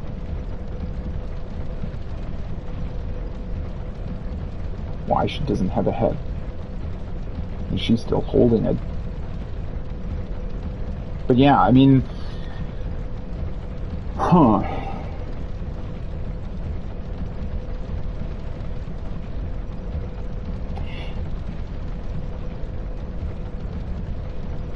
Yeah, the Lost Sinner, the first, one of the Ancient Souls, whatever the fuck they were called, he also had this gimmick with the with you being able to ignite the fire, right, to illuminate his boss room. It's just that it literally didn't matter at all, because you could easily see him even without the fires being lit.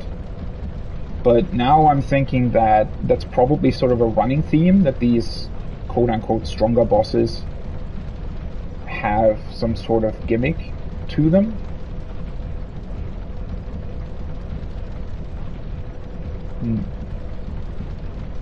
I wonder if that room where you need the Pharaoh's Lockstone, it would be kind of bullshit if they connected the gimmick to that. Because how am I supposed to get one of those now?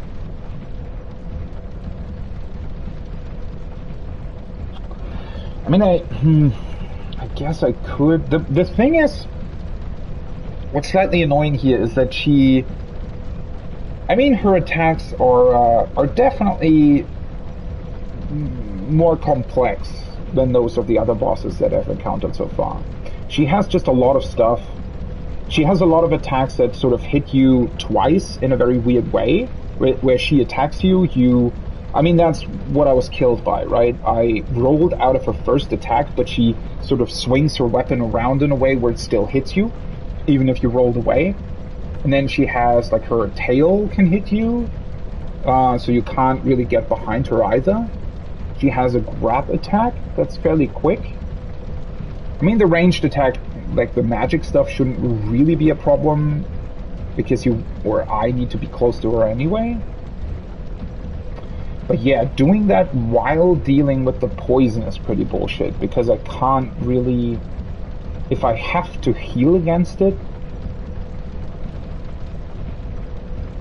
that's probably pretty hard to do. She was getting healed by the poison, but that wasn't necessarily the problem. I could definitely, I'm dealing more than enough damage to still kill her. But yeah, the issue is that it's very, very difficult to heal myself against the poison.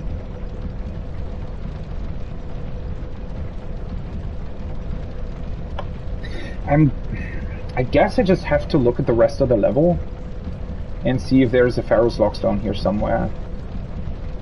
A bit annoyed that my souls are in that boss room, because I'm not really sure that I would be able to Homeward Bone out with them, because they're lying close to her, and I'm also getting poisoned. It's only 10,000 souls. It's not that big of a deal. Let's see, if I want to grab other items, I guess I should probably go to that room with the Fire Mage first. That has the rotary thing next to her.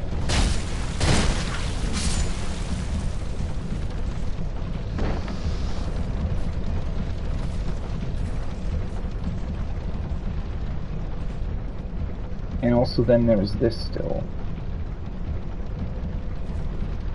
Wait, where was the lever? It was one,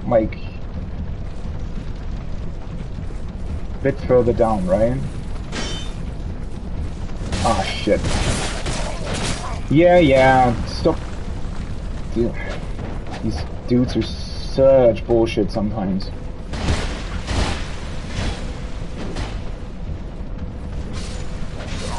Yeah, of course it's not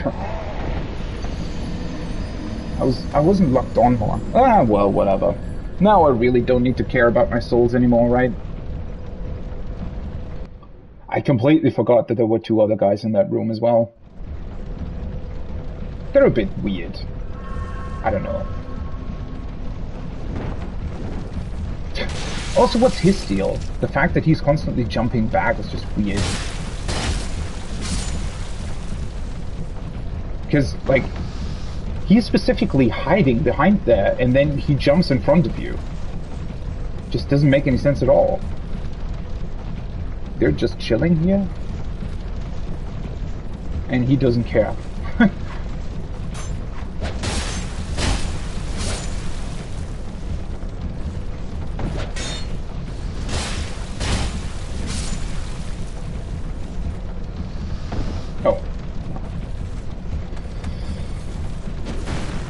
don't know what's the deal with this guy. Still doesn't make sense to me that these sort of grave keepers thingies, whatever they were called, would be here at all.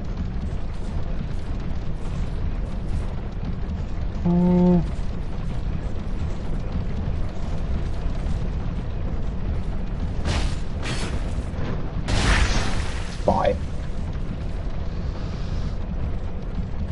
Where was the lever? Wasn't it here somewhere?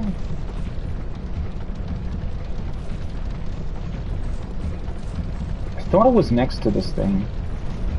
Weren't there two?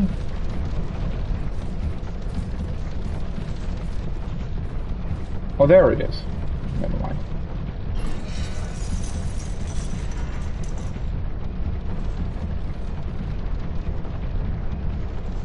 This was just the guy behind the chest, right?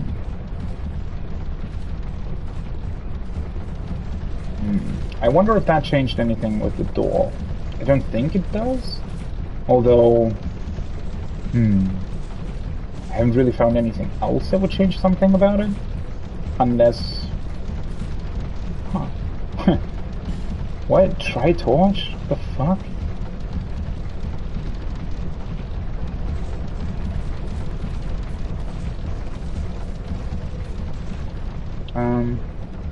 No. That's not the way to open this. Huh.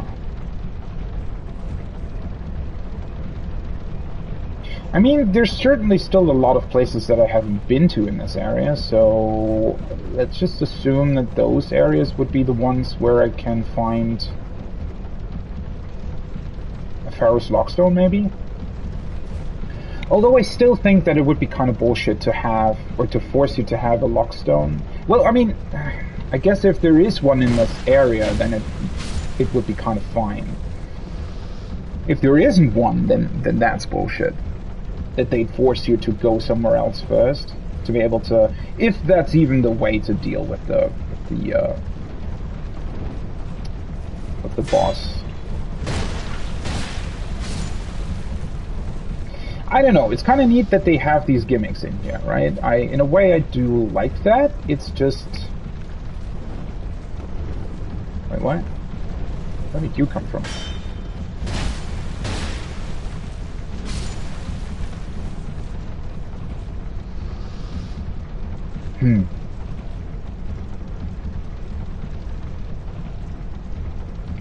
I mean, I don't know. I'm going back and forth on that boss's design.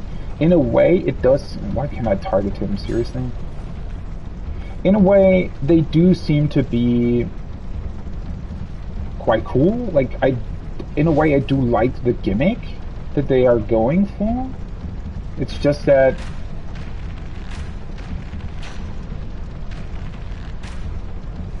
Seriously?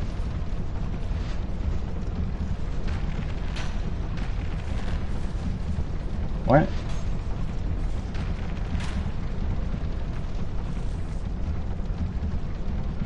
It's just that the poison... Yeah, I don't know. I really don't know whether or not it would, like... Oh, wait, what? Why should she do that? Why shouldn't she... Huh? What? Fuck, of course now she's doing that.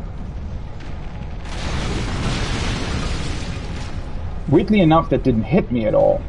I mean, I guess it's because the ceiling's too low or something? So I can drop down here. Oh, wait, there's a... What? Well, that might have been the room that I saw earlier?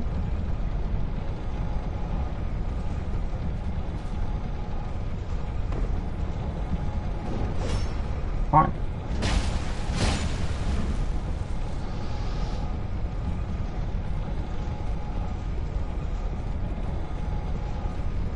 Kind of a weird design, to be completely honest.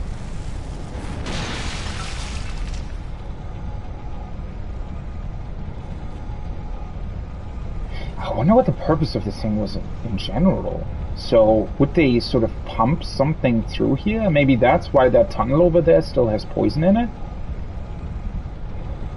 Just sort of... Although, well, this wall was destroyed, right? So... But why is this blade thing even here?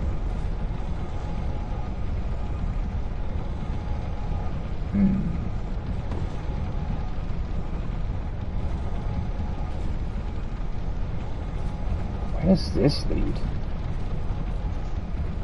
It's just a normal ladder. Wow, is that a giant elevator? I think it is, huh? Okay, so somehow they might have transported things up here that then were, like, killed or... well...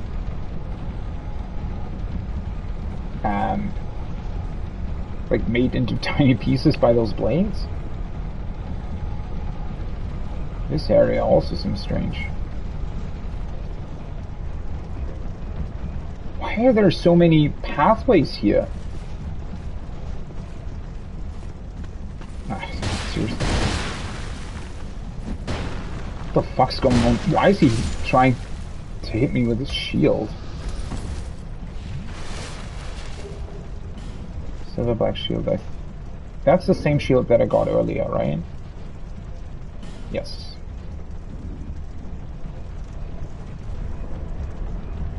Another guy over there. Why are there so many pathways here?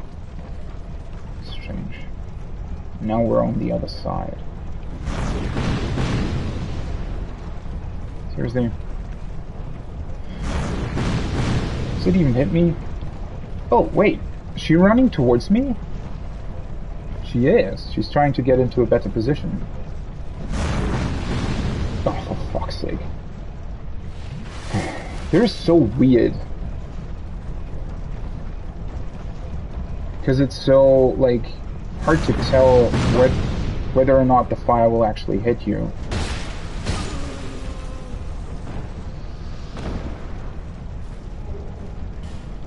Volta Dust Herb. Trap. It's not a mimic in this case. Whoa!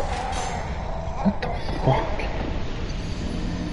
Alright, I did not realize it would shoot into different directions. Wait, how you're supposed to deal with that? I guess you have to roll behind it or something? Wow, now they're really back into form, right? Now it feels like, well, the first area or something. Oh, fuck. Wait, where did I actually go? Oh, this is gonna take a while, huh?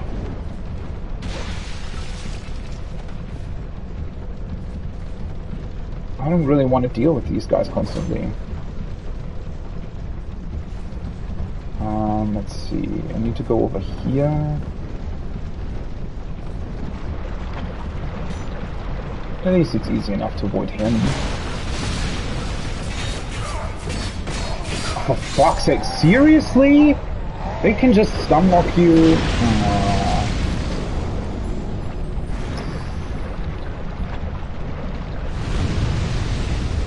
Well, now this area is getting really annoying. That's a bit...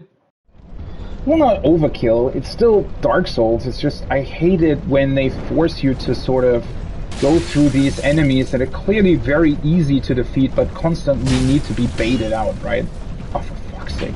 Now I'm hitting the wall, of course. Like, the problem that I have with these enemies is that they're easy to fight on their own, but they can sort of weirdly stun lock you in a lot of ways. So you have to bait them out, right? There's a lot of waiting involved if you don't want to risk getting killed, and that's just boring.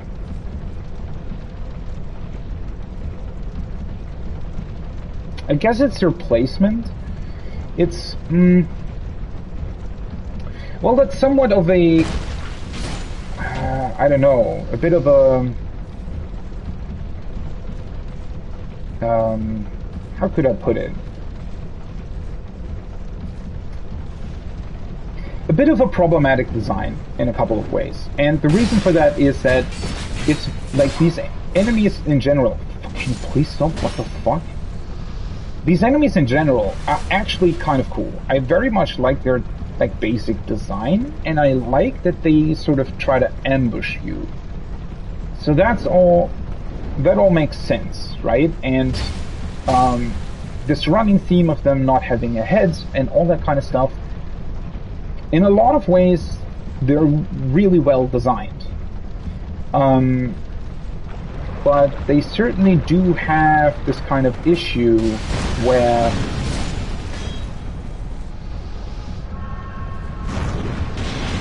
they can sort of just be...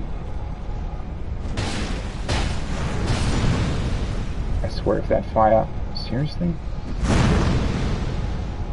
How did that hit me?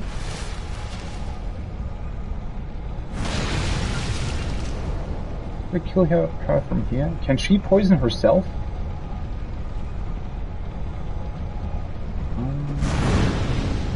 I don't think so. Kind of had hoped she would destroy these things for me.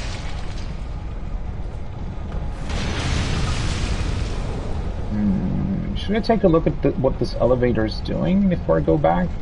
I mean, the only thing that killed me was the chest, right? So there isn't actually like a threatening enemy up here, other than, well, the fire ladies, I guess.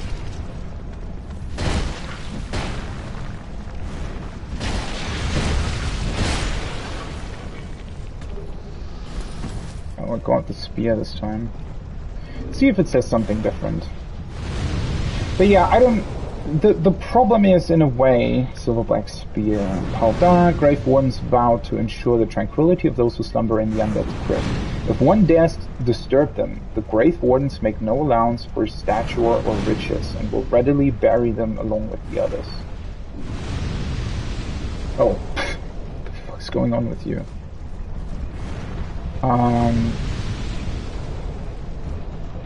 Miscreant?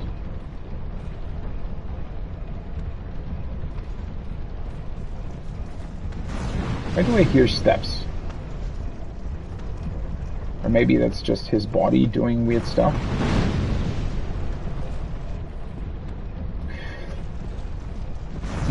But yeah, the problem with the other guys is just that it's slightly annoying to... What? Wait, what?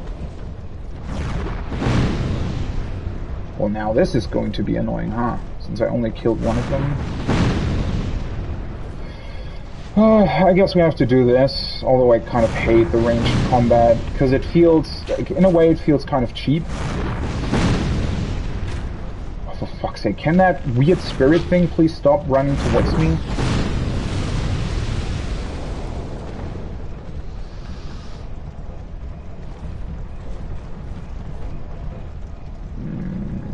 Do I want to try...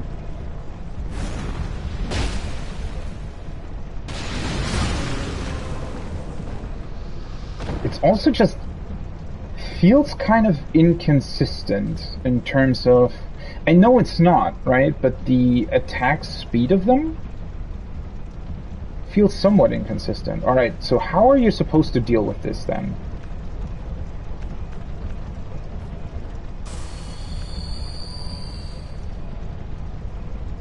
So it shoots off into the front, right? Yeah. Okay. Oh! Well, there it is! Okay. So at least they give you one here. Well, that's fair. Let's rate this message. Finally one that actually says the truth, I guess.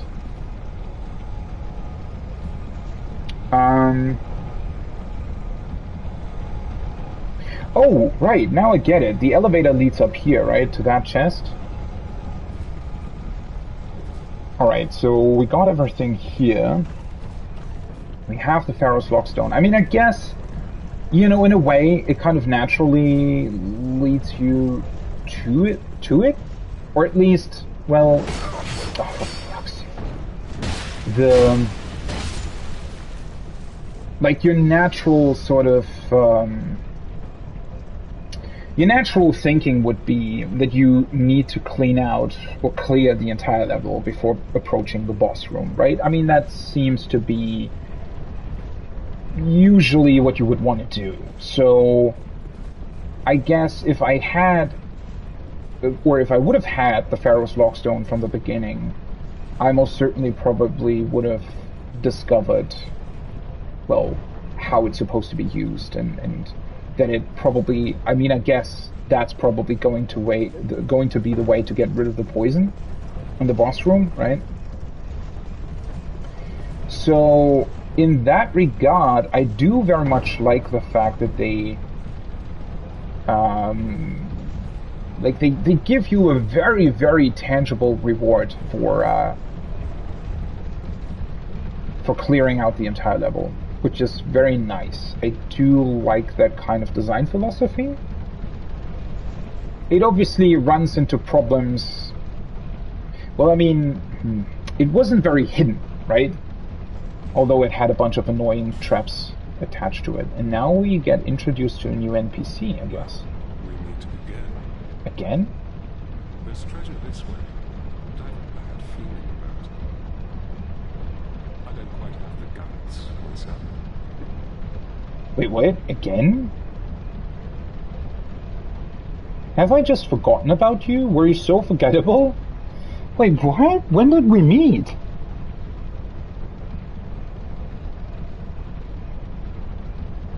I remembered all the other NPCs.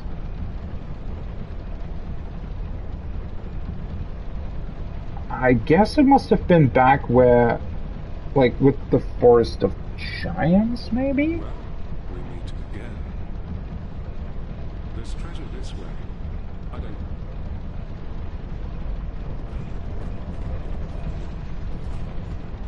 He's talking about the door. Does not open from the side. Okay. Weird. Why don't I remember him?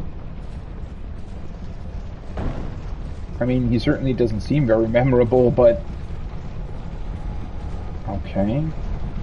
Well, let's check out the elevator then. I wonder if the guys are going to jump at me first before actually activating it. Yes, they are.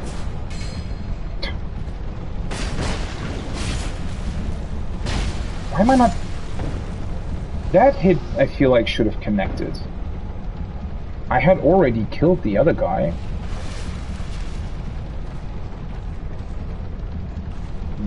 And then this. Where does this lead? I guess this just leads outside to where that locked door was? There's the no, that's another item. That's not the one that I saw. That's probably, yeah. Okay, that's the elevator.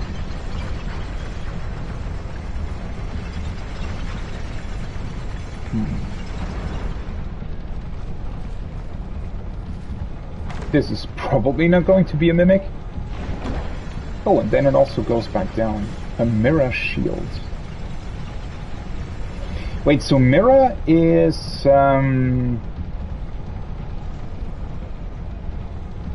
What NPC told me that they were from Mirror? I do remember someone telling me something about that. Let's see.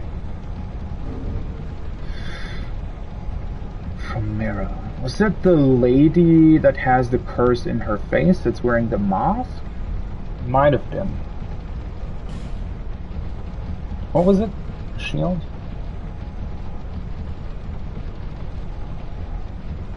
Mirror shield.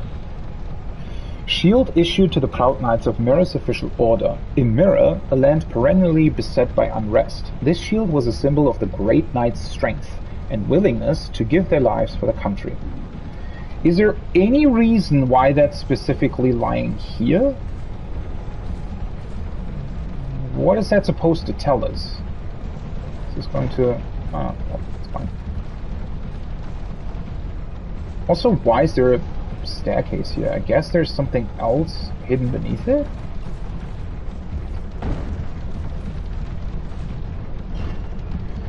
Um,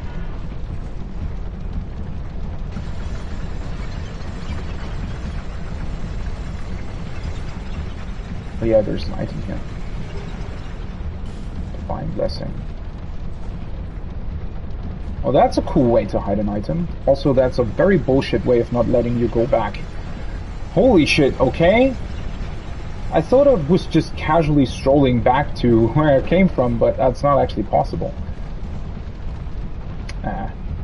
I still think the game should have, like, vaulting. Obviously, that would require you to have, like, a completely different approach to design in a lot of ways, but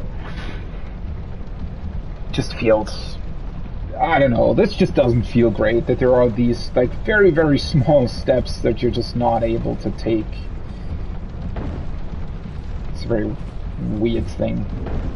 The Divine Blessing is this one, right? Yeah.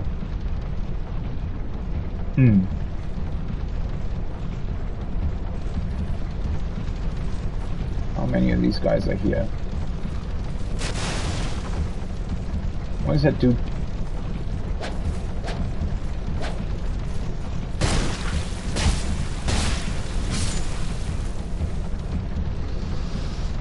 What are you doing here? Oh wait, what? Okay. Red leech troches. I already found them. Okay, so this is a very, very cool design, right? They placed them probably there to make you do exactly that, right? Where you try to hit him, right? He's sitting very, very close to the barrier, so you're kind of going, well, usually you can sort of hit enemies through walls or something, or through objects. So you just try it, and it literally destroys the object in this case. That's a very cool way of showing you that. It's sort of... This always really makes me question sort of a lot of things about FromSoft, because how can they be this clever in terms of level design, right? And this is phenomenal game design. It really is. It seems like a very small thing, right? But this is incredible. The way how they, just naturally you'd assume, alright, yeah, he's sort of sitting very close to the barrier, I'm just going to try and hit him. And then it suddenly destroys the barrier, and it gives you the option to actually get to these items. The problem is that then, literally around the corner, you have an instance where you can move up this elevator, there's an item hidden beneath it. This in and of itself is also an incredible way to design this, right? Because having this small sort of staircase here naturally makes you assume, oh wait, well, if there is this sort of small staircase here, then there's probably a way to sort of go further down, right? And then you realize, oh, the elevator takes a long time to go up, right? You have to activate the lever, and then it, takes some time to go up and all that kind of stuff. So you just wait and see what's beneath it. And then it shows you, oh, there's an item there, right? All of that phenomenal design. And then you stand here, you want to go back, and it literally doesn't let you, right? It literally doesn't let you go back, even though the small sort of step that you'd have to take doesn't even go up to my kneecaps. And you're standing here saying, well, why? Why, right? I get why, right? The way the game's engine works and the way that objects are designed and their sort of physical interactions are designed, obviously this doesn't work. There is like a physical sort of wall that your character isn't able to go over, right? The only instances, so the way the staircases are designed is that they're sort of, isn't there a word for that? The mesh, right, that is laid over them that determines the ways where NPCs and the player character can walk over. The mesh would be one gradual, what's the word that I'm looking for? It's just a ramp, essentially, right? It's not a staircase, it's a ramp. And so it's a gradual slope for your character to go onto, right? That's why you're able to climb staircases, because they're not actual staircases in terms of their like physical state in the game engine, right? And as soon as there is an actual sort of staircase or an actual jump in elevation without this ramp mesh being a gradual slope, your character is not able to go up it because it's just not designed to do that, right? The engine doesn't include this option where you can sort of vault over objects, or where it has an animation that could play in this kind of instance. In a way, it's fine to not have that. The game doesn't need it, certainly. But if you don't have it, you just don't put things like this in your game, right? There's only really two options here. Either you include an option to vault over small steps like this, in which case it's fine to include them in the game world, or you don't include an option like that, and you don't include an animation that's tied to it, but then you don't include this in your game world either. It's such a weird... Again, there are two instances of brilliant level design right next to each other here. And then there is this one instance of something like that almost feels like... This feels unfinished, right? It feels unfinished, it feels cheap, it feels almost like a sort of... an early access alpha build, right? I know that I'm being a little bit too harsh here, and I don't really care that much about it. It's just sort of baffling to me. I don't know why they would make a decision like that. Like, at all, right? Why put so much thought and effort into designing your level and then have this in here as well? I mean, I guess they just don't care. Maybe they think it's it's a game. It's just a gameplay element. This is how Dark Souls works. I mean, I certainly have a different view on it compared to the developers, because I don't think that they actually, like, this is not an oversight, right? This is not something where FromSoft just forgot to include it. They just didn't care that it existed. For them, for the developers, right, they probably thought, oh yeah, this is just, this is how our game works, and the player knows it. And I do agree the player knows that this is how the game works, because there's been multiple instances of this, right? So the game has told you the rules, it's not suddenly changing how it works, which that would be way, way worse, right? So in that regard, it's fine. It's just, yeah, the sort of difference in terms of the game design and the fact that, it does have this sort of weird, like, difference is... I just don't really know what to make of it. That's my point. Who are you? And suddenly we get to meet all these other characters here that, again, for some reason just seem to decide to chill out here. Also, where the fuck are we? Wait, how did I get to this place? We got through Huntsman's Copse, right? And then entered here. The background sort of doesn't really fit that. Unless... No, we entered from over there, right? So Huntsman's Copse should theoretically be somewhere behind this. I guess this is supposed to look like some kind of cloud layer over the forest. It's somewhat diminished by the fact that it just looks like a flat ground texture behind the level. It's a bit unfortunate. Once again, sort of this weird... If you think about the background of how, like, the ocean in Majula looks, for example, this background comparatively is just really bad. Again, why? Why have that weird... I mean, surely it wouldn't have been too complicated to include some sort of forest texture or small sort of tree-looking objects below that sort of area. Weird. Shush. You idiot. Stay quiet. I'm on the run. Don't give me away. You're a fugitive too, eh? You're on the run? Yeah. Don't look like it. Why else would you be here? I guess he's hiding? It's got death written all over it. You want to climb down here? Wait, I can lend you a ladder. wait. But, how much can you offer me? Why, yep. I'm trying to help you, you know? He's giving me a ladder? I mean, I guess there is another item down there, right? I've got a soft heart, so I let you off. This once. What are you going on about?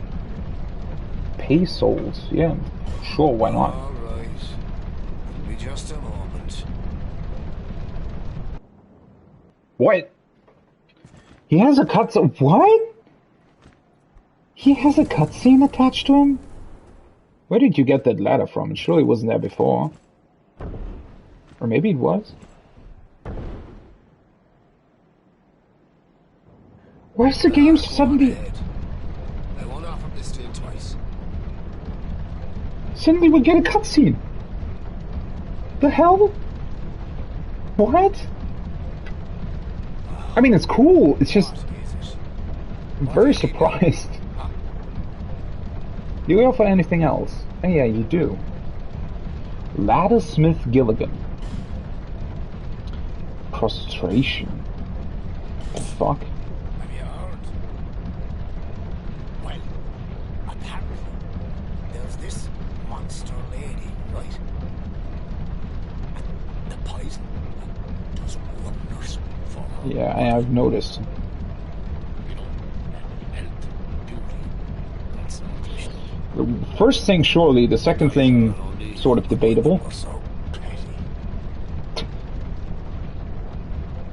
Alright, so he directly gives you a hint at that being the case, okay. That creature, she was human once, you know.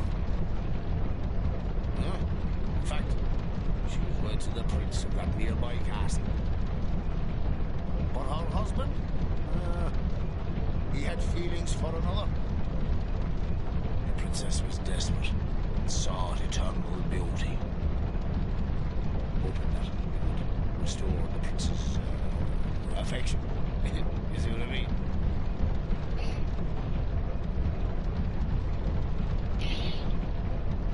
I'm also really surprised at the fact that Dark Souls 2 very much seems to be almost a love story in a way.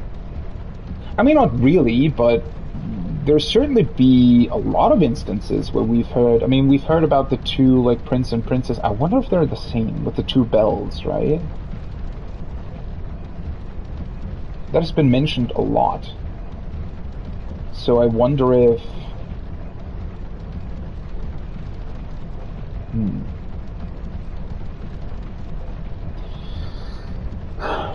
But we haven't really heard, I mean... That might sort of be the backstory to these sort of kingdoms. Does it really matter, though? Does this have some sort of, like, actual impact on something that we are trying to do? Before long, the princess's ire transformed her into a monster. Now, listen here. When do you think this all happened? Long ago, when this very land was called something else. We say Drangleic now, but countless kingdoms have risen and fallen on this very spot. But this won't be the last. Hold on.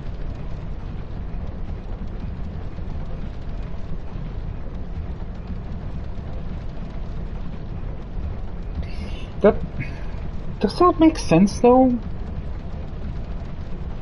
I mean, we're calling it Drangleic now. But Drangleic is also already sort of destroyed, right? Or at least in a very bad state, I guess. But he made it seem like this snake lady existed even before Drangleic came into being, right? So, how does that make sense? How does a kingdom like Drangleic even start to appear if there are still these weird creatures from even longer ago lingering about? I mean, I guess they just didn't really... Maybe the, like, Drangleic, the Drangleic Knights or Kings or whatever, they didn't really care about this place. Maybe they just sort of left it alone because they knew that there was this weird snake lady here. There might be an explanation. That damn hag just can't let her own flame go. She's going to get us all burnt. God almighty. I'm not going to die in this dump. God, Okay. What do you sell? Reinforced club, the whip, claws, a wooden shield. Where attacks and scratching motion with these three-pronged claws. Okay.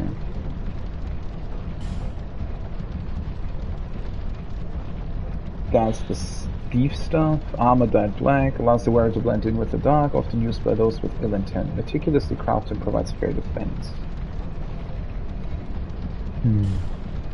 Lacerating knife, aromatic ooze, bleeding serum, adds bleeding effect to right-hand weapon. Huh, okay. Ladder miniature? The fuck is this? An ornament depicting a ladder. A small ornamental ladder, a quaint little thing, but only for show. This ornament does not seem to have any particular function and should not be worth much, but is sold at an exorbitant price. Huh?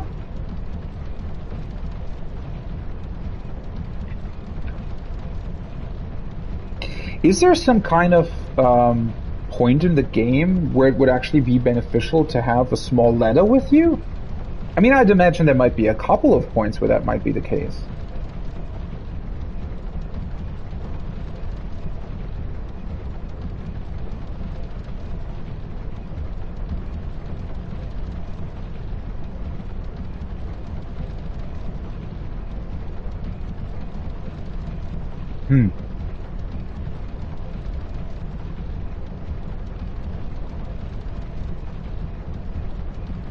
Now, well, this is a bit awkward, right? Because now we know an NPC that is clearly wanting to help us and has helped us out with an actual ladder. Why wouldn't we be able to use him for more? Right? Why wouldn't we be able to use him for building us multiple ladders in multiple places? What the fuck? Pharaoh's Lockstone, another one? And Twinkling Titanite? I don't think you can destroy this. This was the item that I saw earlier though, right? Yeah, I'm pretty sure about that. Yeah. That's, where that message is over there, that's where the dude is standing. You can sort of go out there and you see this item lying here. So I guess they're even giving you multiple Pharaoh's Lockstones here in case you might not be able to find one. Also, those messages over there, I don't think they intended you to actually be able to go over there. It very much doesn't look like that should have been the case. And it also doesn't look like you'd actually be able to do anything from there. What the Who is that? Like that weird creature over there, isn't that moving? Wait, where is that? That's... I guess they for some reason loaded in an enemy that's fairly far away? Wait, where is that? Isn't that where you first meet the fire ladies? Yeah, it's next to the windmill that's sort of weirdly leaning over the edge without any kind of support below it.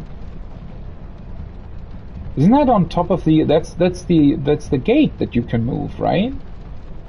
Why does it look like something's moving over there? That is weird. I don't think you're supposed to see that from here. 1 second. Okay, sorry about that. I just had to figure out a couple of things for lunch. But yeah, they're just like the thing that's tripping me up about that is that it's moving.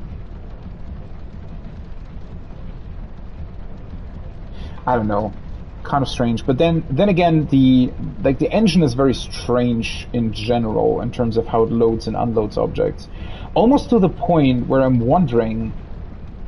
And you know, I don't want to be. I guess I don't really want to be sort of negative towards the developers or anything, right? I mean, I do respect them very much, but for the longest time, especially with like Japanese developers, they sort of took some time to actually embrace like newer developing techniques, right? Especially in terms of sort of automation. It kind of took a long time for them, and this is still, even though it's much improved, it's still the engine that they were using for, I guess, Demon Souls and Dark Souls as well. So these instances make me think that maybe they can sort of either can or have to manually decide when to load in or unload objects.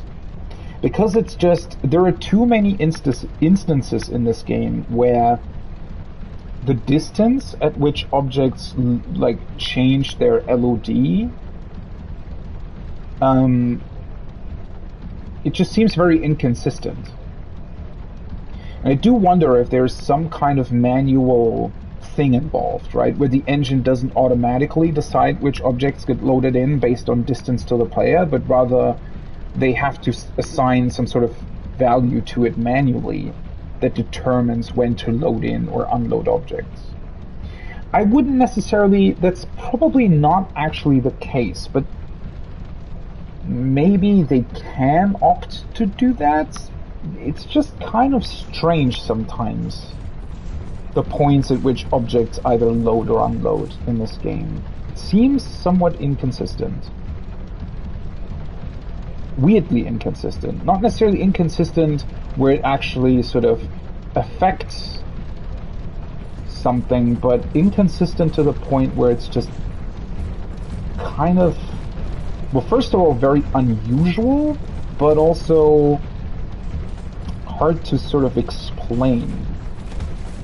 Fog wall ahead, yeah, sure. Well, whatever. Let's actually finally go back. But yeah, so there are 2 Ferrous Lockstones here as well. Wait, so this is pretty much this entire area though, right? I think. So we've opened up the gates. We've seen all of the places that are here. So the only things left are, I think, sort of dropping down here, over here. Oh wait, this is closed. But this isn't.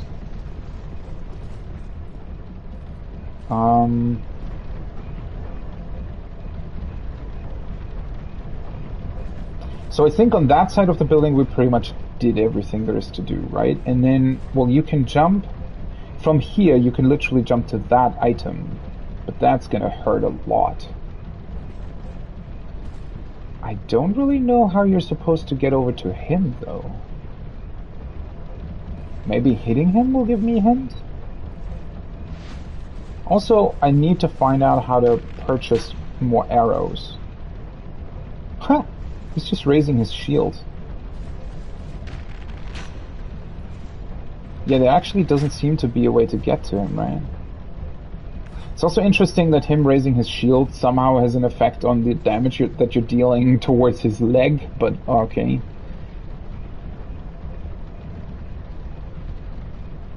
Well, that's strange. Tight spot. Yeah, I don't think that you can run over there. I mean, at least visually, that doesn't really make any sense. But there doesn't seem to be any other way either.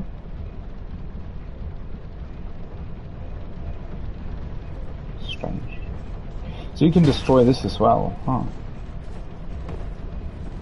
Alright, let's go down here first. This is the door that you can open. Okay, so that's cool. That means that you can come back here as well. Are you commenting on the fact that I did that? We'll meet again. There's treasure this way. I don't No. Okay. Sure, buddy.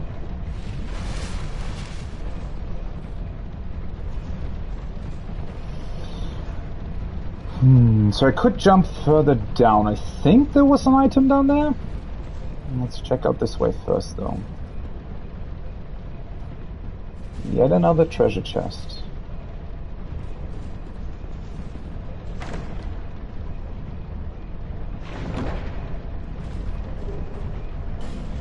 Great heavy soul arrow. Well, that's cool.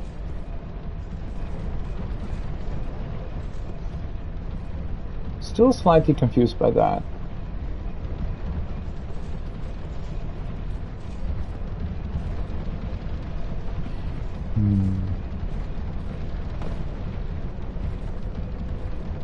Oh, right, and then there is another treasure chest here as well.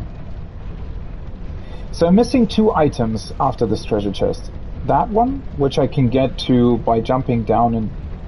Well, I think you'd probably have to equip the whatever the ring was called that I purchased from the cat. And then that one up there, where I'm really not sure how that's supposed to work. And this is the mechanism, I think, below the elevator, right?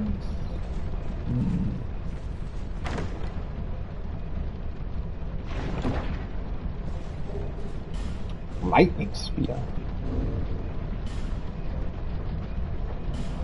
So many things. Great heavy soul arrow. I mean, we know that from the first game, right? Difficult to handle, but very powerful. Only the well-trained can handle these arrows. Only requires 16 intelligence, though. Now I kind of regret that I didn't go for a sorcery build. I think I'm definitely going to do that. Although, well, considering that Elden Ring releases, well, kind of today, tomorrow, depending, maybe I go for a sorcery build in that? I mean, generally, I like sorcery very much. I tend to go for those things in RPGs. And also the fact that it's tied to the intelligence stat just sort of naturally wants me, what am I saying? That naturally, well, I want to go for that stat usually in RPGs. Lightning Spear, I think you can buy this from the lady that sells miracles. A miracle that launches a spear of lightning, said to be the legacy of an ancient clan whose leader was revered as the god of sun. The name of the clan has been lost to time, but the gross incandescence of our magnificent father shall never wane. So technically, since I'm part of the Sun Covenant, I should maybe actually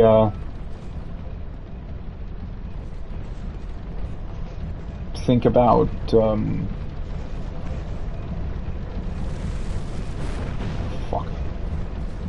Nice.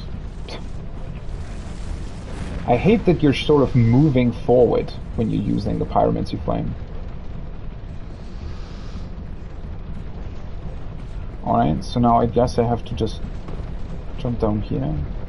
It doesn't even activate him, that's interesting. I wonder if I can actually drop down there. It seems to be just very... quite the far drop, all things considered. Oh, right. Fucking seriously? Sometimes it's just... Well, at least they didn't poison me. Once again, sort of... I mean, I guess their sort of first attack is the thing that can stun-lock you? Oh. Also, I think you can literally just run by him, right? Yeah, he just doesn't care. You know, already killed these guys, right? So I guess let's try and go back up and jump down to that item. I am fairly certain that you oh, whoopsie. Still hadn't activated that. I am fairly certain that you should be able to jump down to it with the ring attack, with the ring equipped. Let's see. This leads back to here, and then we can go over here.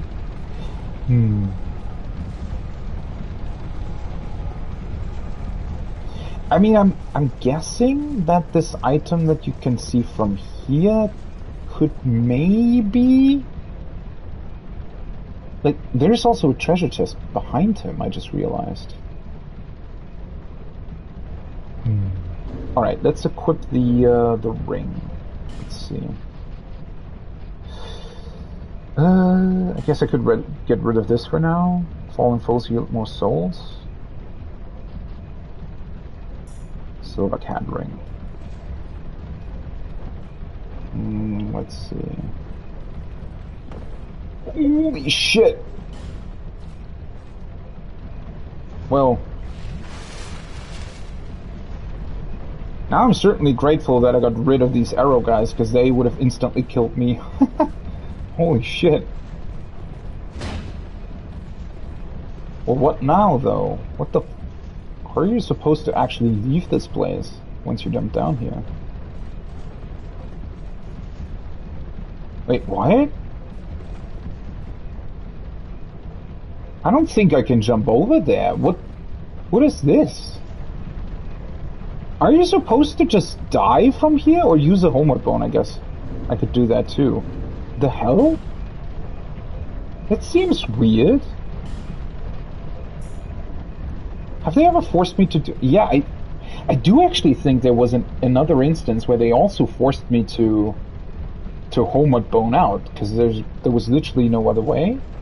Because I certainly can't jump that. I can't jump over there, and I'm pretty sure I won't be able to jump over there as well. And this is just a solid wall. But wait, if I homeward bone out, all those enemies are going to respawn, oh, for fuck's sake.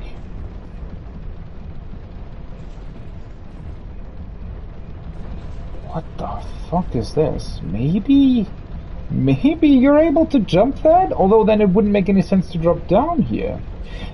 Also, this made me completely forgot what I actually just picked up. I don't think it was anything too special, but... God, this place is weird. Wait. I think it was... Gladiator inside fountain... Washing pole...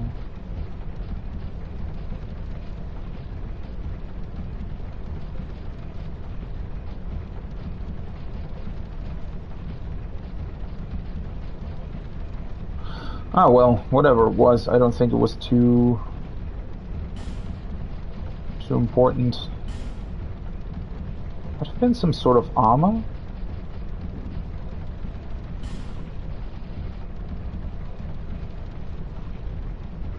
Desert Sorcerer's Top. I didn't realize that I got this at some point. Sorcerer's Top from the distant land of Jugo. I guess this is what the sorcerers are wearing, right? Appears to be a plain, thin fabric, but is permeated with powerful magic. Desert sorceresses have enchanting looks, and they use them to catch people off guard. Well, yeah, I can definitely see that happening. Oddly enough, even those who are perceptive enough to realize the ploy fall prey to their seductions with alarming regularity.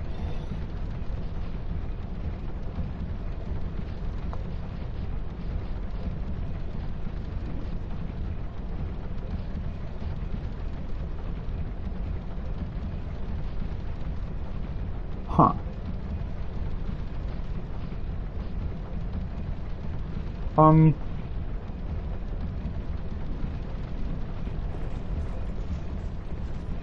So... I don't want to homeward bone out, but if I die, that's not really helping either, is it? Yeah. That is strange. I mean, maybe you would potentially jump over to where the guy is sitting behind the treasure chest? Or is it actually a place where you would technically be able to use that weird ladder thing that the guy is selling you? I mean, that would also be kind of funny if that was the case. I could have potentially just run back to the boss, huh?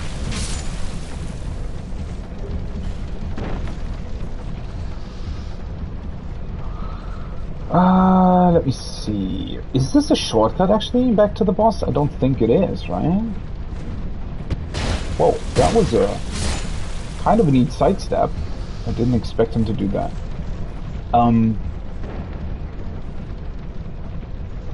Wait, so you can see that guy from here, but there is no way to jump down to him, I don't think. Right? Unless... Is there like a window right above him? Okay, let me actually... Oh, completely...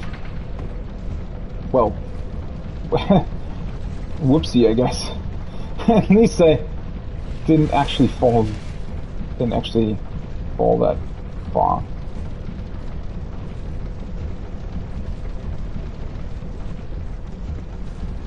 Well, I don't need to go over there anymore, right?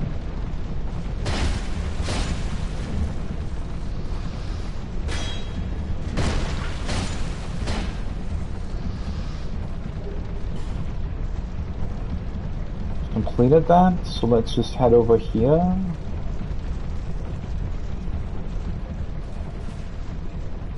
Oh, there's the sorceress to the right as well, huh? Let's get him first.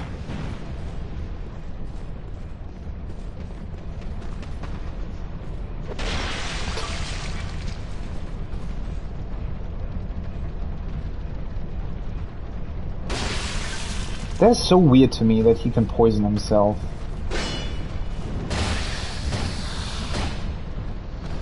That he's even capable of being poisoned is the weirdest thing about this, because it's so different from everything else. Alright, I guess I can just ignore her, right? And now I want to go back here.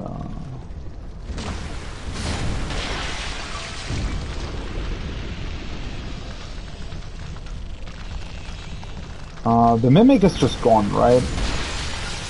Oh, for fuck's sake, seriously? Well, I mean, at least it gives me a reason to use this Dragon Charm thing. Since this takes so long, you wouldn't be able to use it in actual combat anyways.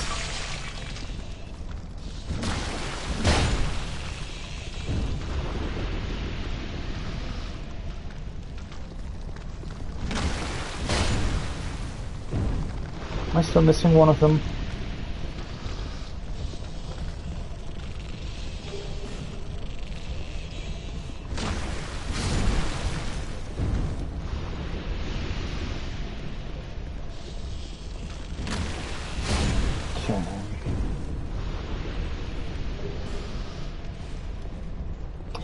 And also incredibly strange to me that they dropped this. Are you still alive? Yes, you are. What? He just didn't care about his friends, huh? And yeah, it leaves behind these puddles on the ground. That's the first time I actually consciously saw that. So as long as they are here, they still poison you, I guess? Then I'd imagine they just disappear at some point. Once again, very interesting that they have these things in this game, right, that are very, like, pretty realistic and kind of a neat gameplay interaction, right? But then that just doesn't exist in the newer games for some reason. Wait, does it actually still poison me? No, it actually doesn't. Well, then maybe it just works different to what I thought. But yeah, this Pharaoh's Lockstone thing, I'm also really not sure about this. I mean, it's definitely fair that they actually give you 2 of them. What the fuck is this?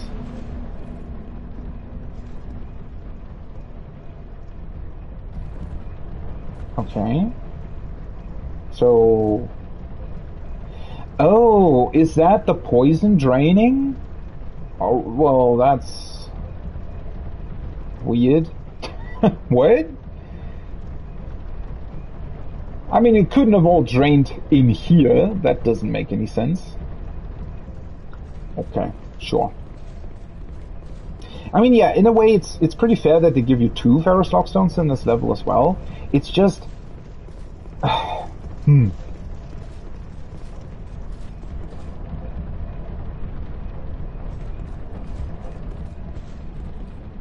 Wait, so this is above, but it's still... I mean, if a bonfire is in fact behind here, then for some reason it doesn't activate? It also didn't drain this pool for some reason.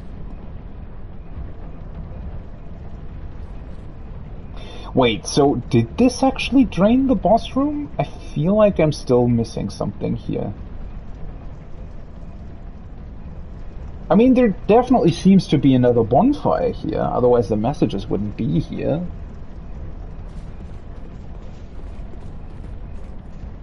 Try right in short bonfire ahead. And this looks exactly like the other wall that was illusionary, but for some reason it's just not able to activate? I'm missing something else?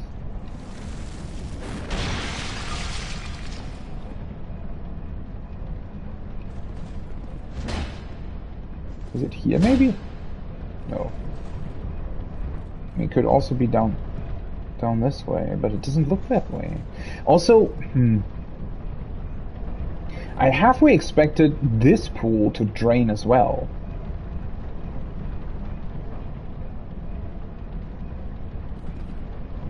Which kind of... like, what? Now I'm even more confused than I was before. So I certainly did something with this face. I assume that it interacts with the boss room. Oh, can I like hit it or something? No.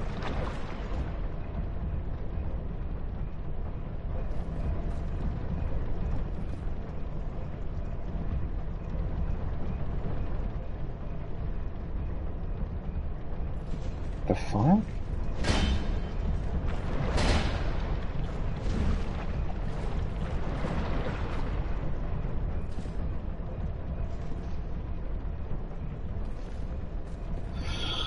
What a weird thing. Just trips me up that I'm apparently missing a bonfire as well. And then there's still this weird item with the other dude that just seemingly is impossible to get to. I mean, again, maybe there actually is a reason why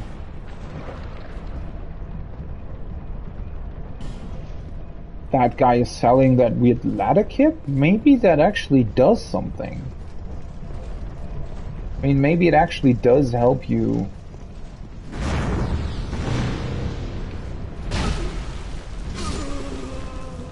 Maybe it actually does help you to traverse those kinds of things. I mean, you clearly can't jump down here.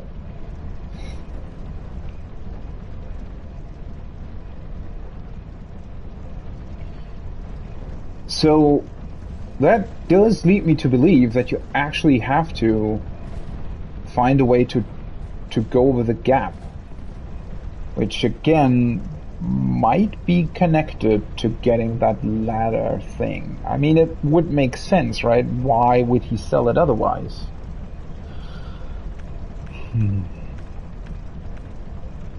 Okay, let's see. I still have a bunch of Estus flasks left, and not that many sold, so technically I could attempt the boss once more. I mean, now it should have drained the poison, or it should have at least done something to it. I don't really think that small amount of poison that came out of that face is actually like drained the whole thing. That would be kind of strange.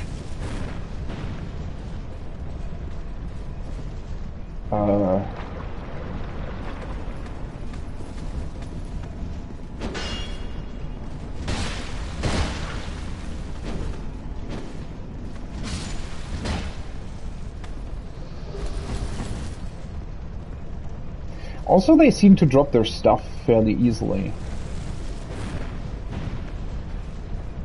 What is the deal with this, like, poison pool in general?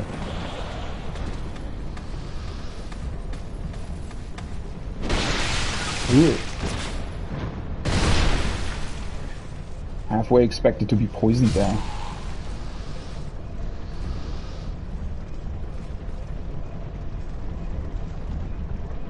Well, I mean, at least I've pretty much, I think, cleared this level except for this one item and this one dude that's directly below me. Is there... there is no path there, though, right? I mean, if I go here, that leads down the staircase, and I'll come out back over there. And I can go down the ladder, and I would be there. But there is no other way, sort of, that would lead to the left, and then loop back around to get to him? At least I don't think so.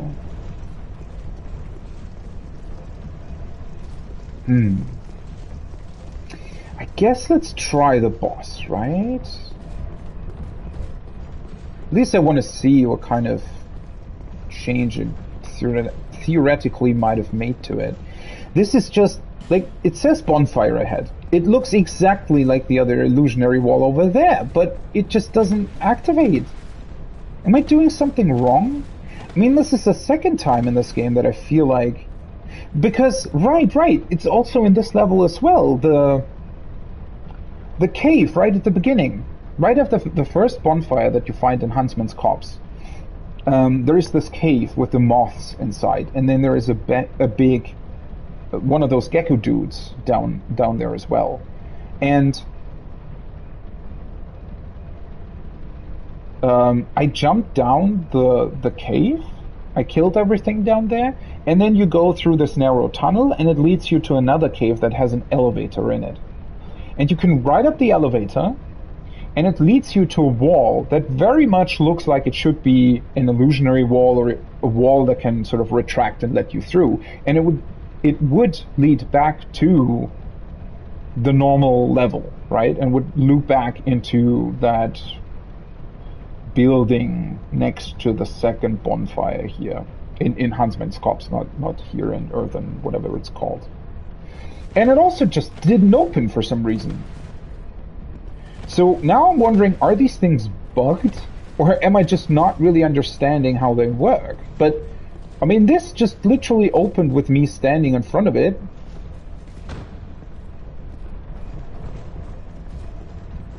Or maybe, should I just try to light my torch, maybe? I don't think that that's how it would work.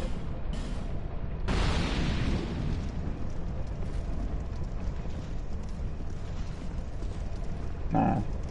But it's very clearly like a different wall, right? I mean, again, it looks exactly like the other one over there. What's going on? This doesn't seem right. I mean, maybe it really works like this, that it's sort of like if you find this wall first, you can open this, but then the other one won't open. And if you open this, then the one over here doesn't open. But that seems like a weird way, or weird game decision. But this literally just doesn't open.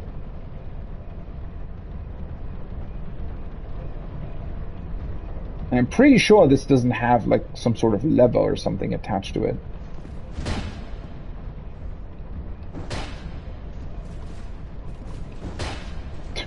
What the fuck?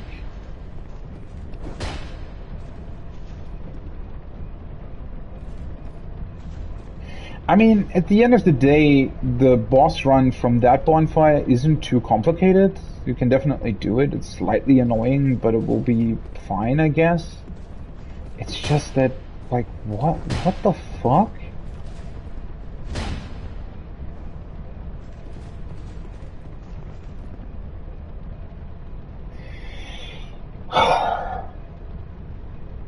What a weird thing, right? What a weird...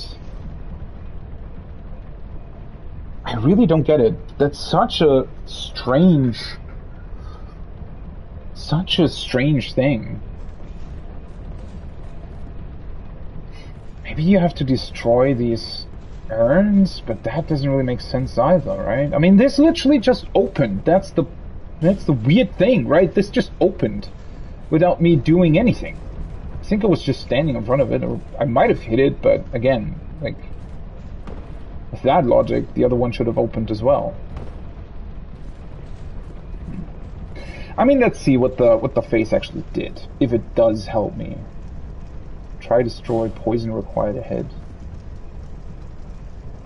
I mean, she still had fairly powerful attacks. Huh, the poison is still here.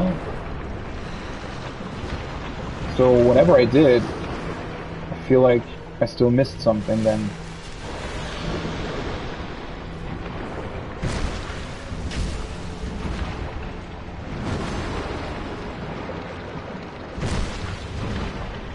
And she's still healing as well.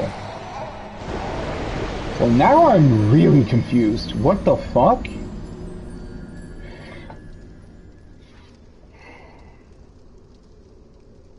Maybe there's some sort of other thing that I still have to activate? What is going on? Huh?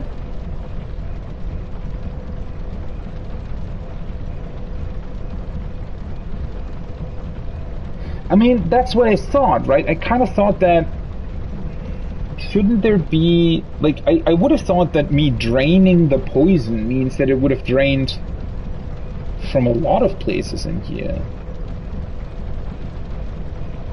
You know what, though? There are these weird levers here that activate... I wonder if that's what it is.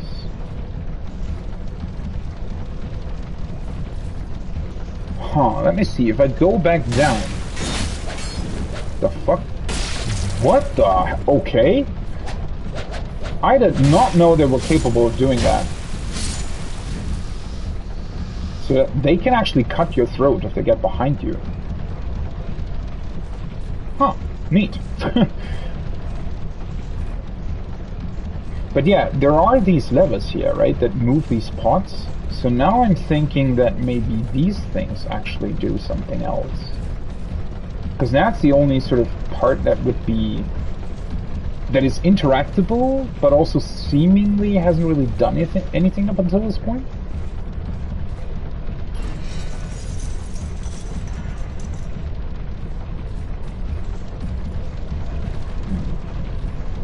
But just moving them, that doesn't really do much, does it? Maybe just have to destroy both of them?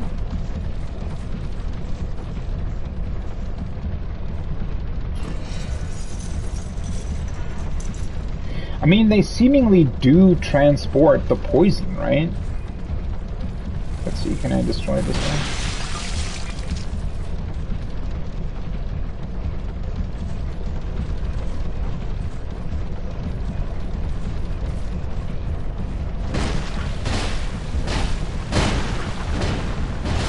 Oh fuck. Would have... Didn't expect that last hit.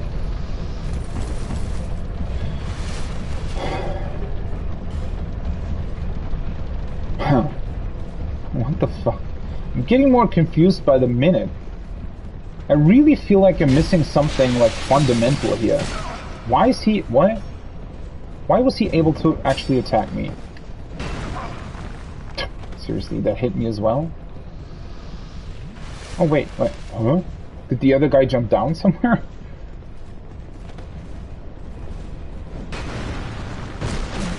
Oh. I like how I always, like, I never do these backstabs intentionally. I think I managed to get an intentional backstab off like twice, and all other times they just happened. Okay, there's the other lever here.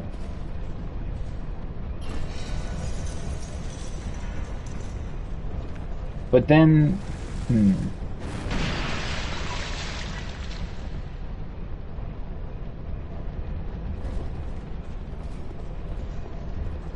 what am I missing here?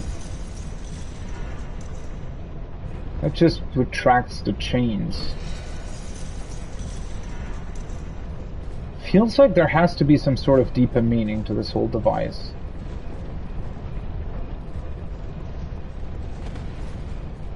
Or maybe, but I mean, you can't do anything else with the face, right?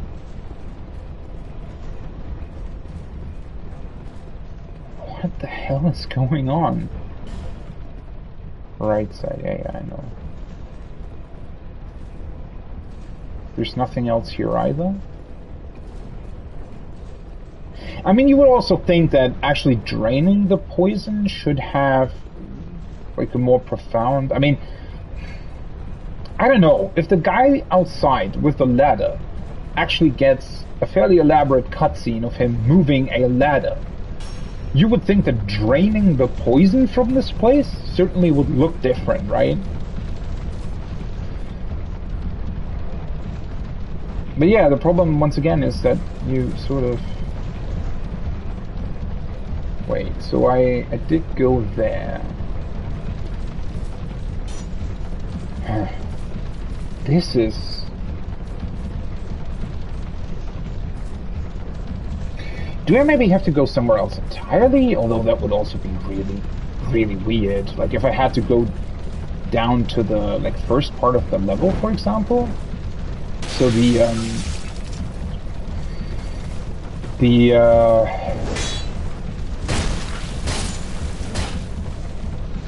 when I first entered this entire building, right? There was also a lot of poison there.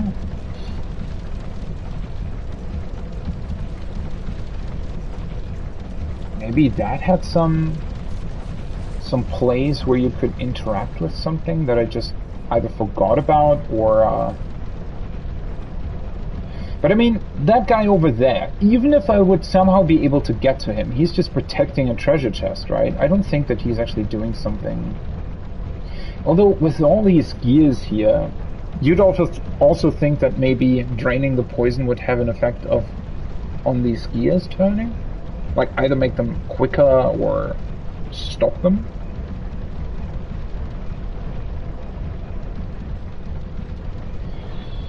I really don't know anymore. This doesn't, like... I really would have thought that activating the face... Although, now that I think about it, right, the face has that sort of effect on it, where it clearly looks like it's... It clearly looks like it's, well, draining something, right?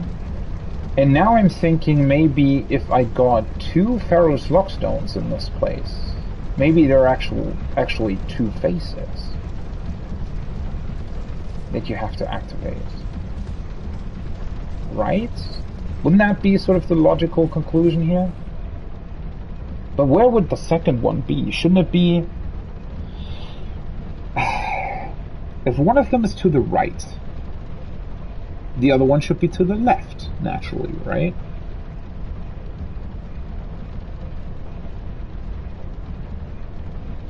What the hell am I missing here? Why is this so weird?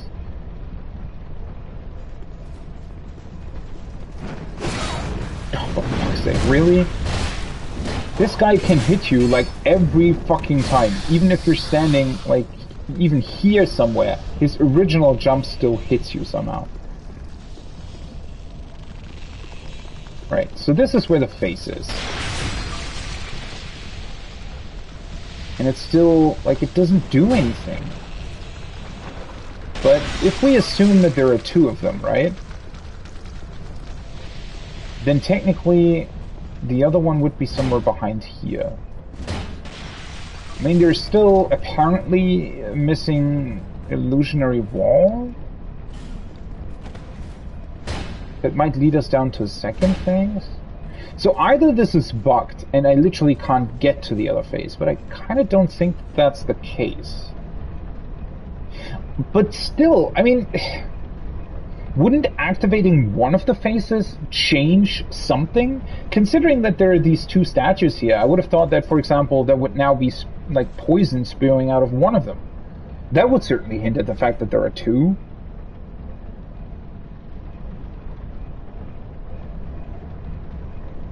But there is no way of getting over that. I mean, If I went back to the place where there's this rotating thing with the blades attached to it, I can walk back through the door there, but it didn't seem like there was any other way of getting... I mean, it's certainly on the right side of the building, right? Not the right side as in right or left, but the right side as in right or wrong. It's behind, like, this wall, essentially, right, that I'm now looking at.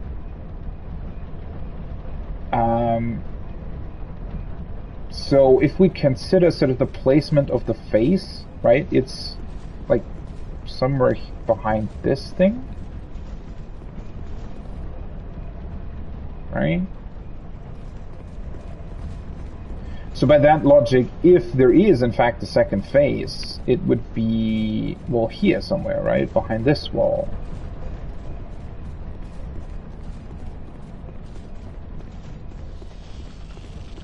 This is just strange. I really... Oh, for fuck's sake, this is...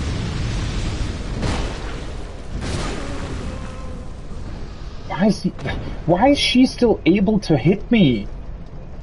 Lingering Dragon Crest? They can drop rings? The fuck? I think this is the first time that an NPC just dropped a ring randomly. What is that about? Lingering Dragon Crest ring? That's this one, right? Extends length of spell effect. They can just drop this? Holy shit! Extends length. The ancient dragons were once worshipped in several nations, and rumors concerning objects of similar enchantment to this uncommon ring abound in many lands, though their origins are no longer verifiable. Alright, I need to take like a very short break because I want to order lunch. Oopsie, that was... I should put my controller in another place, yeah. I'll be right back.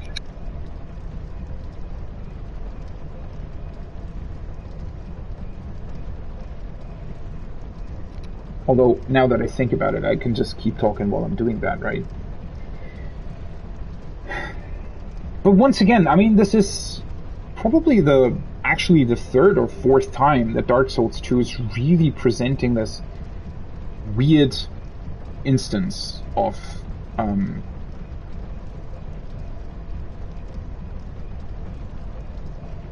like literally, I mean, it feels very much like me not being able to get to the other items in the Forest of the Fallen Giants, or I guess what else could there be? There are definitely a couple of instances of items that just seem sort of unreachable in a very weird way, where it almost feels like either you're missing something really, really obvious, or the game just feels kind of bugged. I don't know. I mean, like with this illusionary wall here, right? What's the way of actually operating that?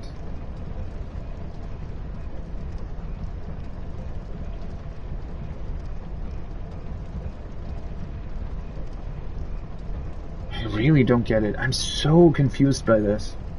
And that's the weird thing, right? I was never at all, at any point, confused in either Bloodborne, Sekiro, Dark Souls 1, or the small part of Demon Souls that I played. Never ever, during those times, did I encounter a confusing situation where I just didn't know how to continue.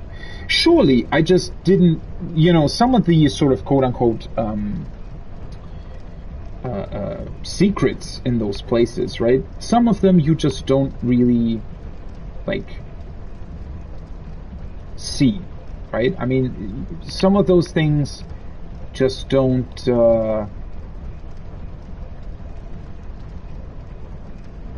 they have a couple of, whether it be illusionary walls or just other stuff in Dark Souls 1, for example, or in Bloodborne for that matter as well. There are certainly things in those games that are just hard to find, right? So it's easy to just run past them and never see them, and then you're surprised when you see another playthrough of another person and they're somewhere completely different you just didn't a completely different place that you just weren't able to find.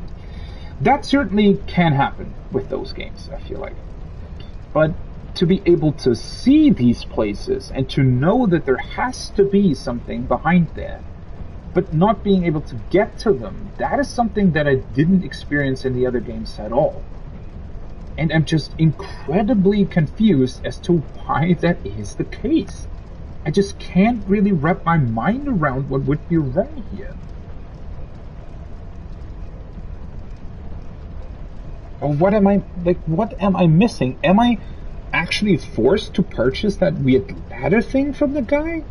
I don't think that's actually the case. And then, I don't know, like, if it is, that would also be weird.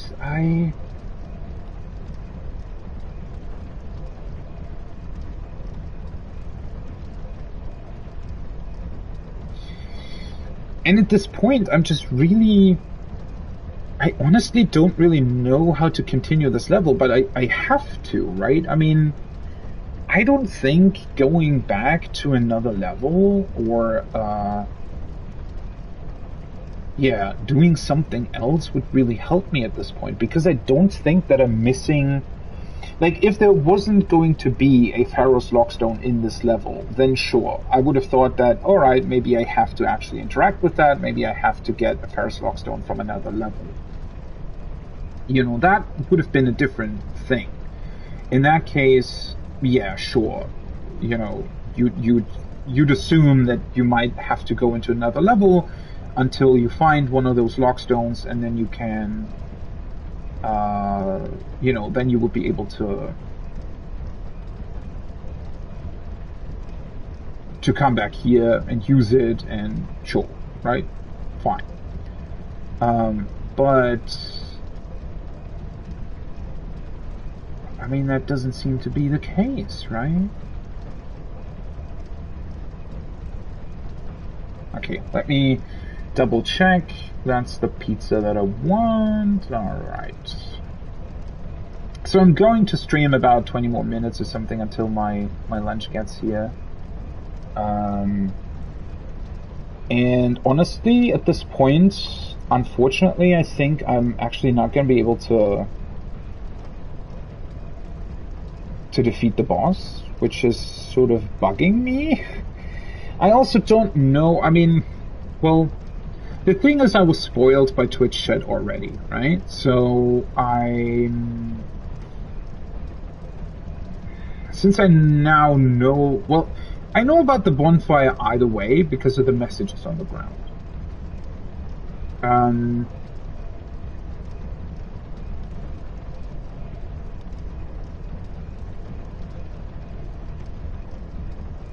But this is...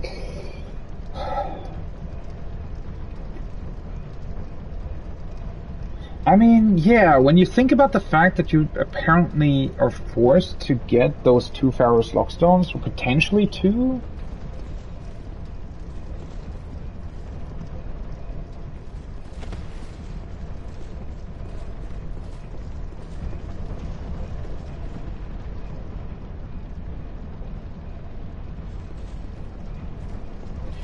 Am I missing something with the interaction of that?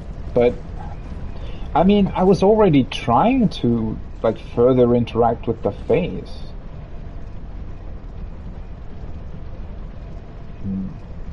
The weird thing is also that the face functions completely differently to the other ones as well, right? So usually, I can't destroy these things though, right?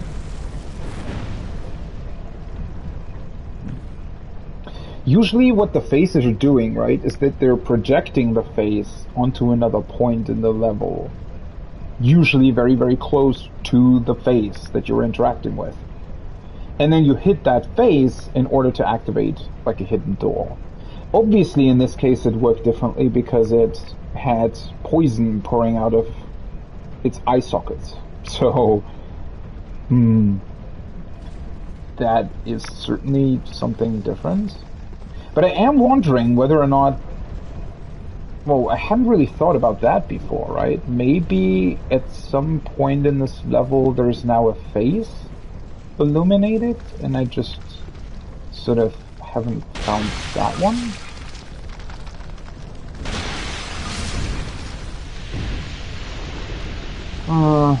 I mean, I don't really care that I'm poisoned.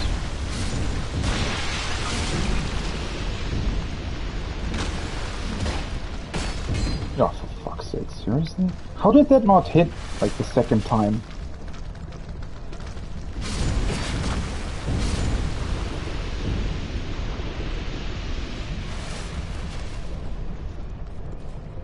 So technically, right, during other instances of these faces,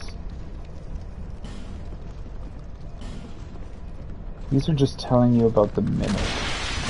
Oh, for fuck's sake. So in other instances of these faces, there would have been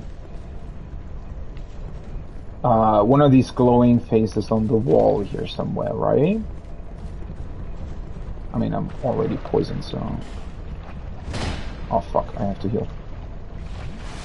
That was close.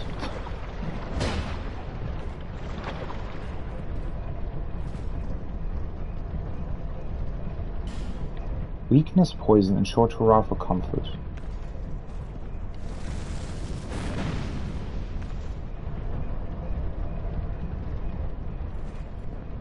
But I mean, well, again, it clearly works differently, right? Because it's spewing forth poison. It's just that at the same time, shouldn't it also, like, still illuminate a wall or something? Why is this so weird? I don't get it. Why is Dark Souls 2 so weird with these weird puzzles? I mean, I already went back to the boss and it still had all the poison in it, so it clearly didn't change anything at all. There clearly also isn't another illusionary wall here.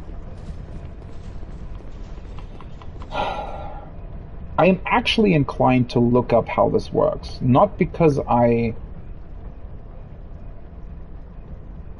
want to, but because I think that it's bugged.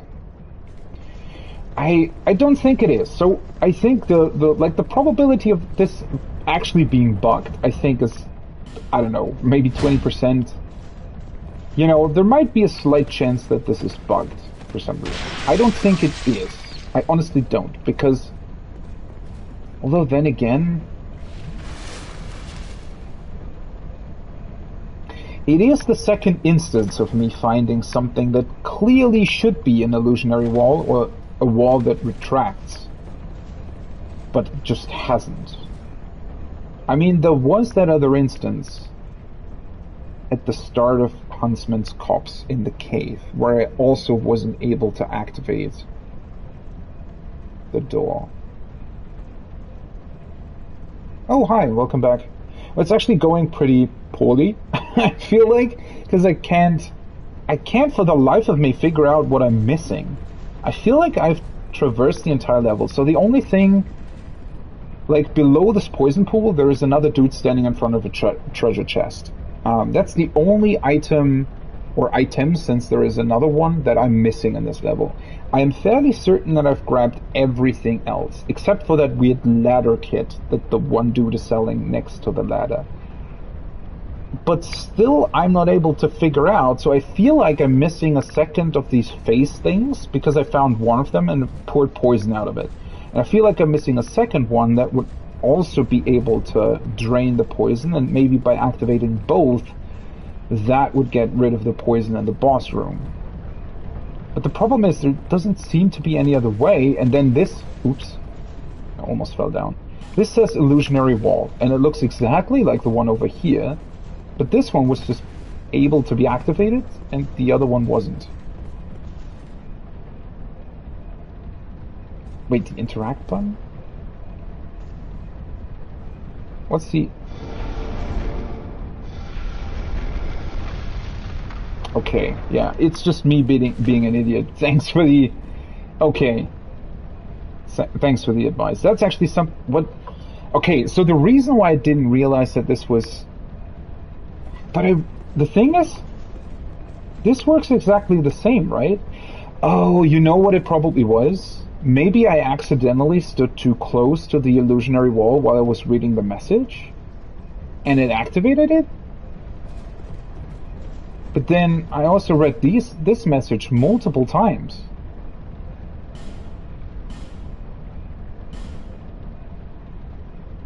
The fuck? I mean, now I have the bonfire. It doesn't really help me with the boss, though. Yeah, that's weird, because I've had... Well, I found about like 6, I would say. I don't know exactly, but I think I found about 6 interactable walls. Like this. 6, something like that. 5 or 6. And a lot of them activated by me rolling towards them. So that's why I got confused. And now I wonder how that's actually possible. So I must have somehow activated 4 out of 6 walls by rolling at them and somehow pressing X while I was doing that? How does that happen?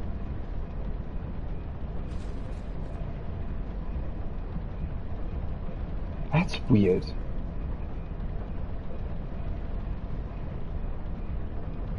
It's a super secret thing for beginners? Okay. I thought it was like...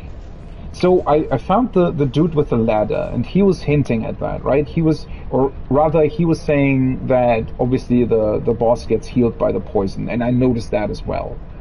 And then I thought I was able to get rid of the poison because I activated the phase over here. That is, well, where poison pours out of it. But I found a second Pharaoh's Lockstone, which makes me think that there might be another phase somewhere. And now I kind of want to find it. I don't know if I'm able to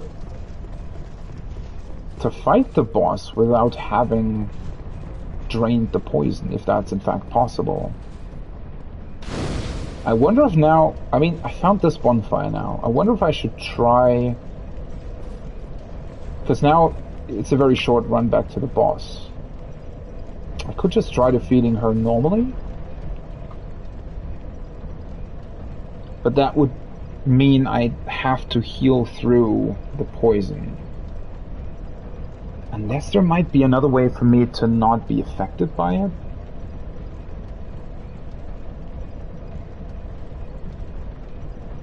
Ooh, hey, thanks for the raid. Hello, everybody. Yeah, good. Well, it's not evening where I live, but good evening. Hi. So nice to see you.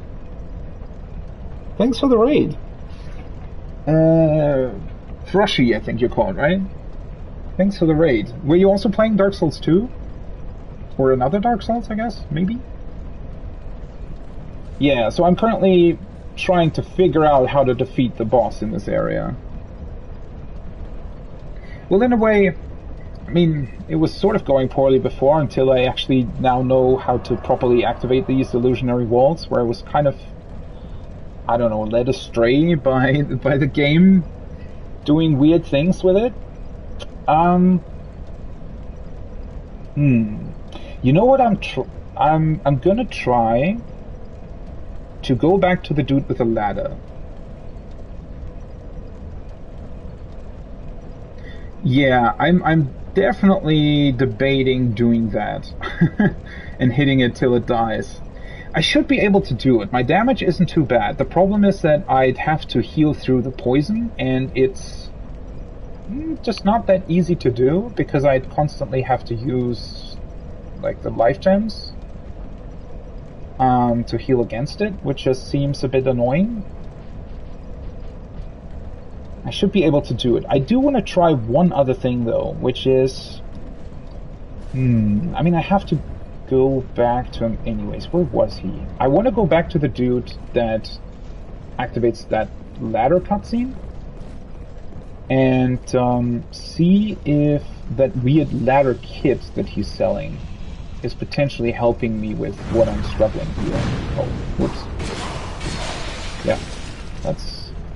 Didn't expect the fire to hit me. Ah, wait, I need souls anyway. Oh, I hit the wall again. Oh, I think he was poisoned. Although, well, I still have souls left that I can use. Because I don't think going back to it actually gives me enough souls. Because these guys don't drop that many. Yeah, they don't. Let me see. It was this way, right?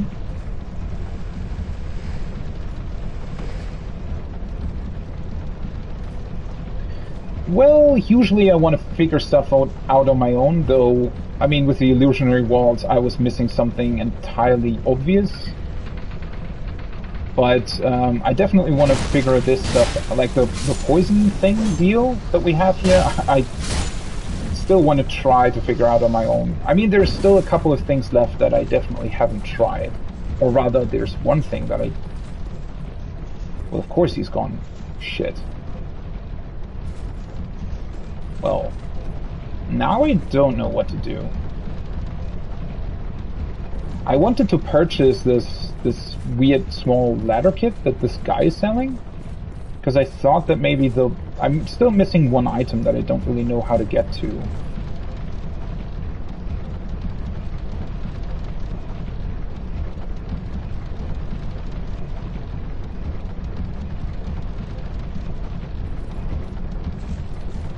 Yeah, Frosty, have you played the other Souls games as well? Or are you still, like, also... Are you replaying them because of Elden Ring?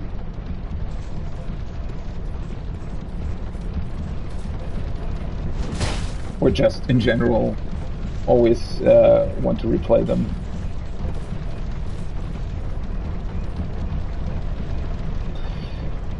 Well... If this dude isn't here anymore... I guess the ladder wouldn't be an option. Although, considering... Well, if he's not here anymore, that kind of means... Oh wait, that kind of means that... Shit. Nope. That's not what I wanted. Still a little bit distracted by how I want to figure this out. Unless he's moved to Majula. Maybe I should check that out first. Let me see. He didn't seem like the type of guy who would move back to Majula, though.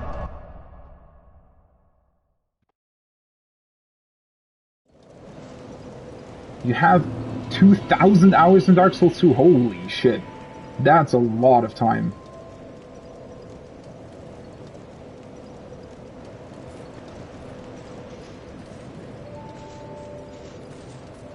Well, I think I have about... probably 500 hours with FromSoft games, I would say. But only around 50 hours here in Dark Souls 2. Yeah, I don't think he moved back to this place, though.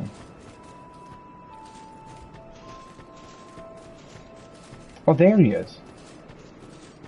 Oh. Does that mean he's also building a ladder for the well, then? So you don't necessarily have to purchase the ring to jump down to it? Don't make me say it twice. That would be pretty cool. Alright. What do you want? I have everything you need.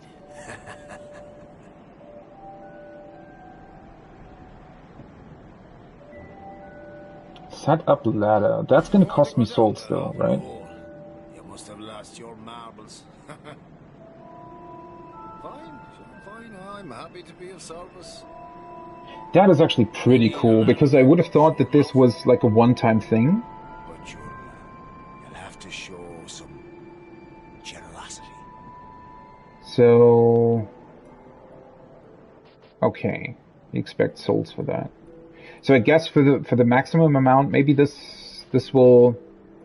I guess he's probably just building one ladder if you only give him, like, not a lot.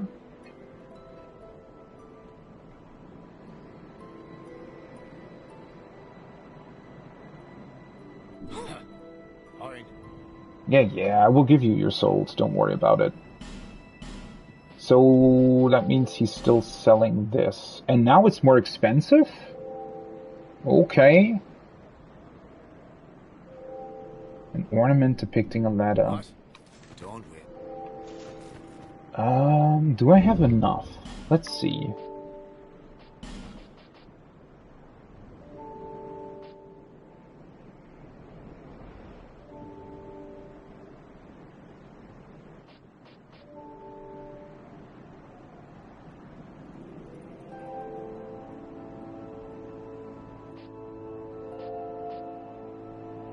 Well, with you guys talking about it, I kind of want to attempt challenge runs as well in the future. It does sound really fun. I need to play the games first, though, to get to that, I guess. Well, I have a couple of souls. It's probably easier to just use them instead of farming stuff. Also, this is pretty much what I need, so... Let me see. Cheers for that. He's selling one of those. Where does that end up? It's a key item.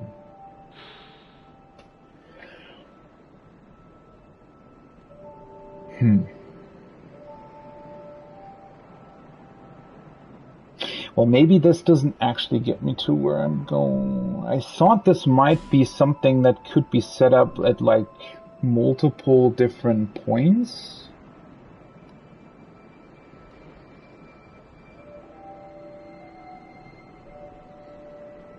So you could just sort of use it.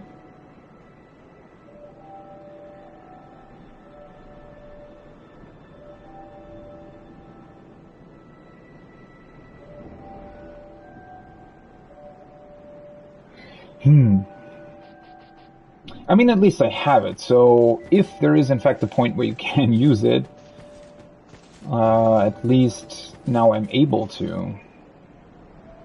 I mean, he will make going down that place easier, but that's the level that I'm attempting afterwards. That doesn't really help me for what I'm currently trying to do. Considering that I have the bonfire, I could literally just try and kill the boss, Upper Earthen Peak. Although that still means that I still have no clue how to get to the other items. Also, the weird thing is that I activated the face, and it literally didn't do anything at all, as far as I can tell. Which is strange, to say the least. Although, did I maybe... Let me see.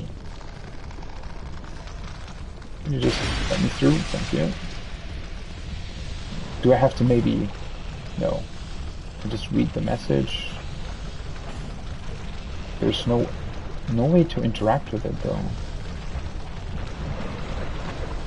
Me being poisoned doesn't do anything either. Can't hit it.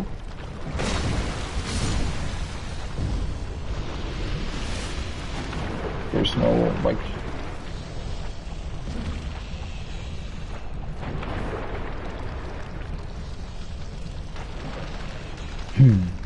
So I still think I have to find a second one. I'm just wondering where that might be. Oh yeah, thanks. Thanks for the raid again, and thanks for the follow. Have a good night.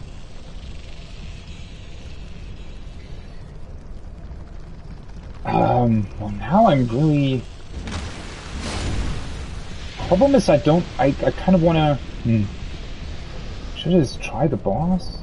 This is actually kind of a strange situation, because it feels like I'm so close to figuring out what I'm supposed to do. Or, well, I wouldn't say close, but I figured something out that didn't really do much.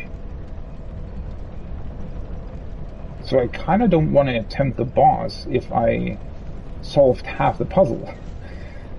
But then at the same time, I have absolutely no clue where the next half of the puzzle could be.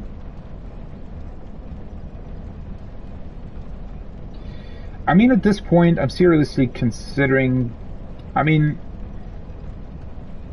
Is there a good hint that you could give me, I guess? I mean, there probably is.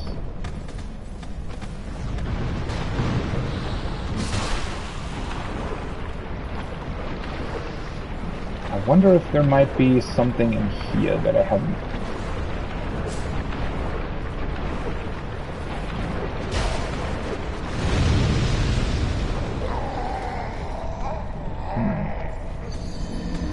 Windmill. Okay. So, I mean, I was thinking about the windmill in general. That was definitely a thought that I had, because the gears are all turning here, right? Which might be a hint at them, where I thought that there could be some sort of way to stop the gears, or alternatively make them go faster. Because I suspected that this whole place... I mean, this is certainly something like some sort of factory or whatever to farm, harvest the poison. Maybe that's called why it's Harvest Valley. That was sort of my line of thinking. Yeah, the problem is... So I thought that maybe those two levers that you can interact with at first, that lower and raise those two big bowls with the poison in them, that they might be connected to the gears. But destroying them didn't really do anything. Lowering and raising them multiple times didn't really do anything. Now I'm thinking about, well, there is the place with the blades that are also rotating. Maybe there is a way to stop those? But how would you do that?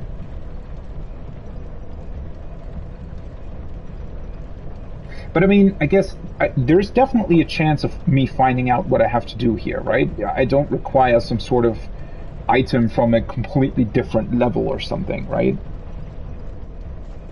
I don't think that would be the case. That would be kind of weird.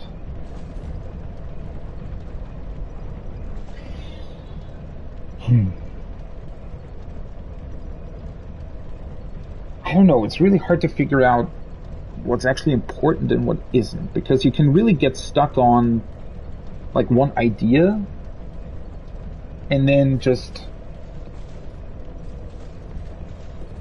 not really consider other options. So for example, if it has something to do with those blades. Oh, whoopsie. Not the...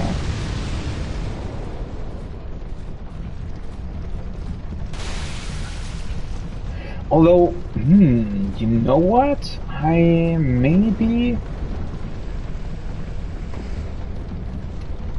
probably should have just traveled to the other bonfire. I think that would have been easier. Because there's this dude over here that is certainly, for some reason, waiting at a very weird... Oh shit. Oh, didn't notice that my stamina ran out.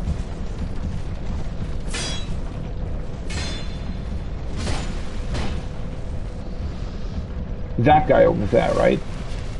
He's literally standing in front of the windmill. And I think...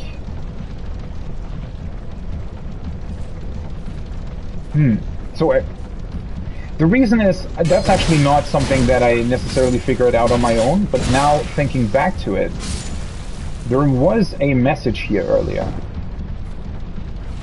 that said something along the lines of try torch.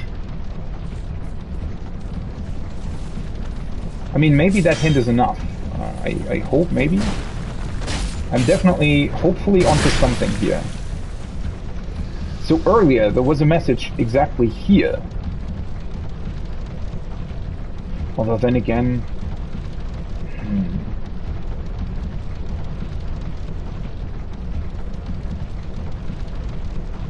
So, there might be a way to stop this windmill by simply destroying it, maybe? Oh! Overconfidence required a headway. That's not the message that I read earlier. Wait, right? can't hit it.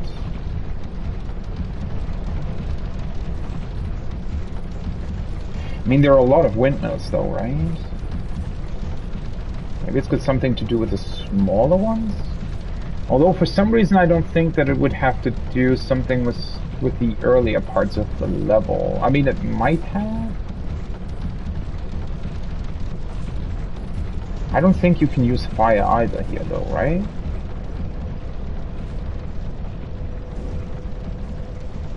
I mean, so far, torches were literally just a source of... well, I guess I found it, huh? Yeah. This has to be it, right? Now I'm actually a bit disappointed at myself that I didn't just try this, because I literally, as I said, read a message earlier that said something along the lines of use torch. Although it's still turning. No, never mind, it stops.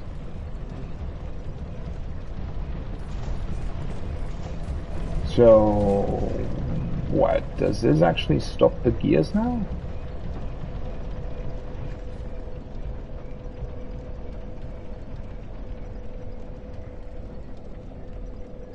That's a very cool effect. Ooh, I like that effect, that it just takes a couple of seconds for it to actually stop, because that makes it seem a lot more realistic, right? That's how a mechanism like this would probably work. Very, very cool.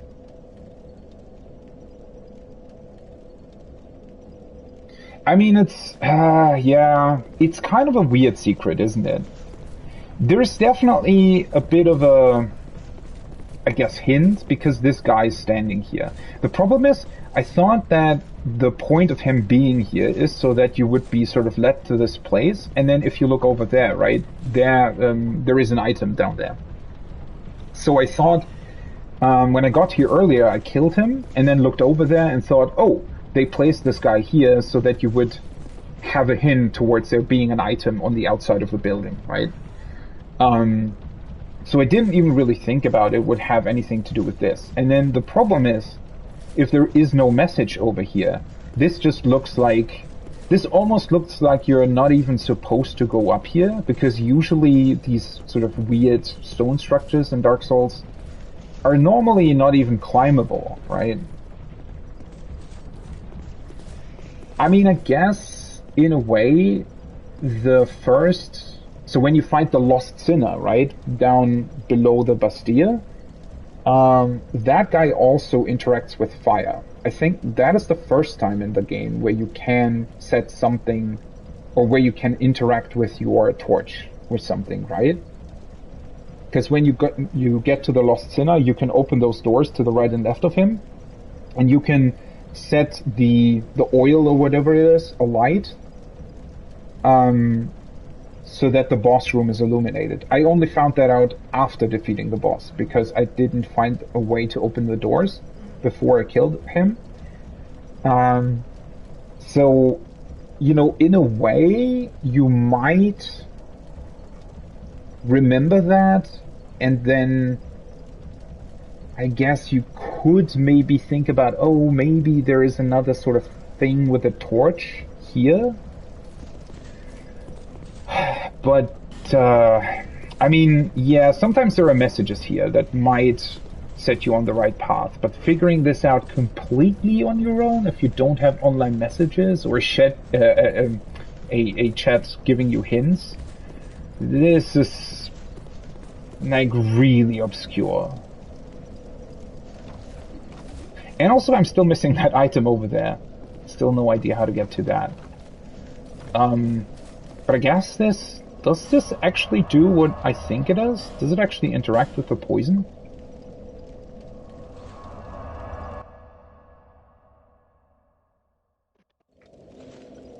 Because overall, this is just... I don't know.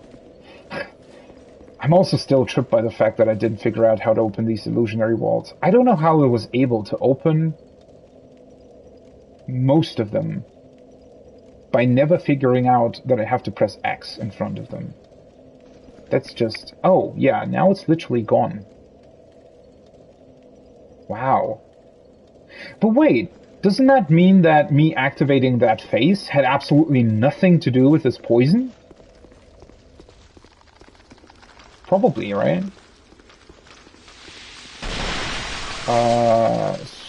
So what's the point of this then?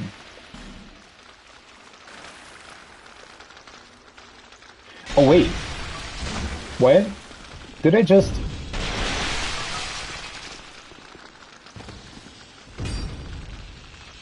Wow. So this instantly clears you of the poison.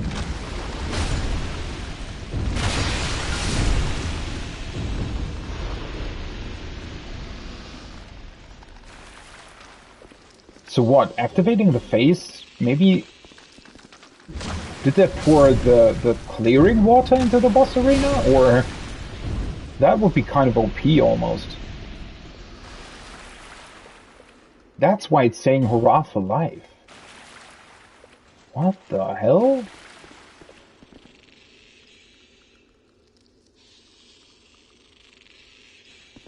Oh, so I guess if you activate or if you destroy the windmill first and then you come here and activate the face, it probably just puts in the water right away, right? Whereas in my case, it just poured out poison and it changed to water now that I have deactivated the windmill. Huh. But is there really a point to it, I wonder? I mean, this is kind of... Kind of strange.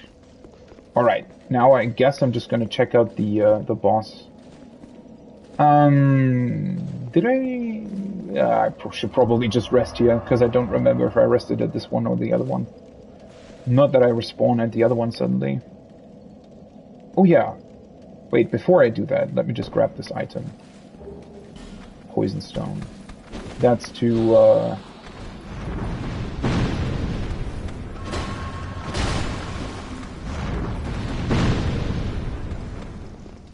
Oh right, the wall. I forgot.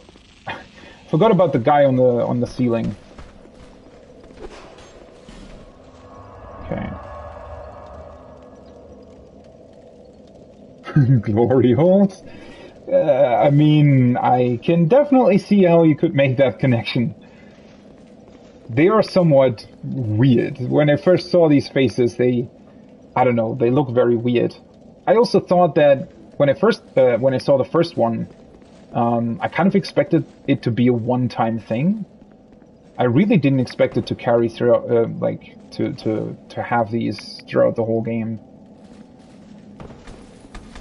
What? Alright.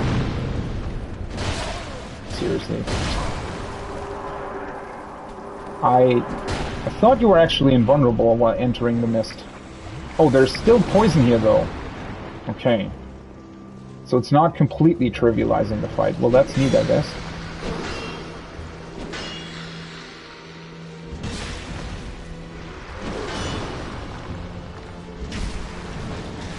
Ah, shit. You can't shield that. Should have known.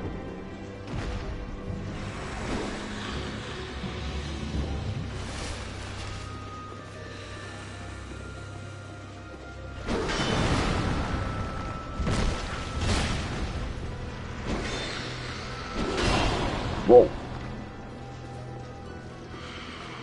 She is, Oh, is she actually retreating? Will it still heal her? Oh, for fuck's sake. I wonder if it still heals her if she's sort of staying on the outside of the arena. Yeah, it does, right? The green flame thing? So you probably want to keep her out of the side of the arena?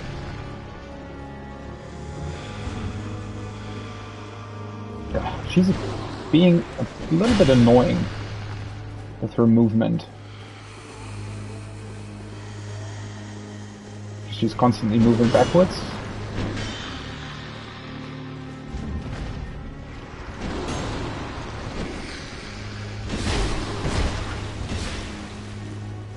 I should probably just be a lot more offensive.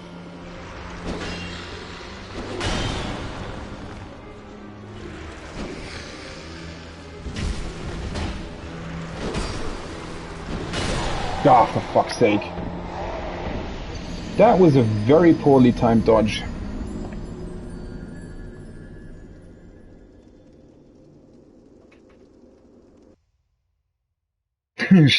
True, yeah, it very much looks like that. Well, now I still haven't really been able to defeat her. Well, I think I should just be... Oops. Oh, these guys are annoying.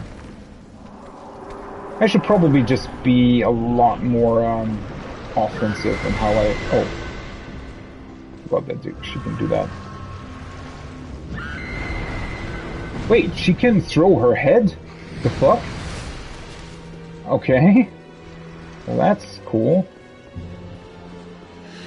I don't really know. Shit.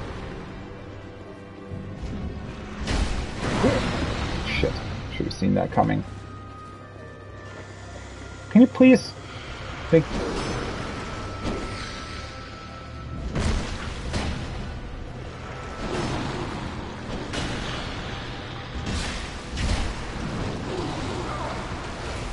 I feel like that shouldn't have actually grabbed me. That looked a bit weird.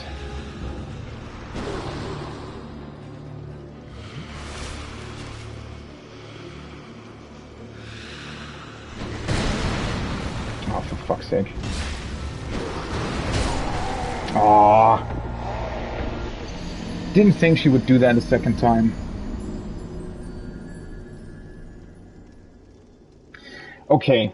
I know this is a bit unfortunate, but my lunch arrived and I definitely wanna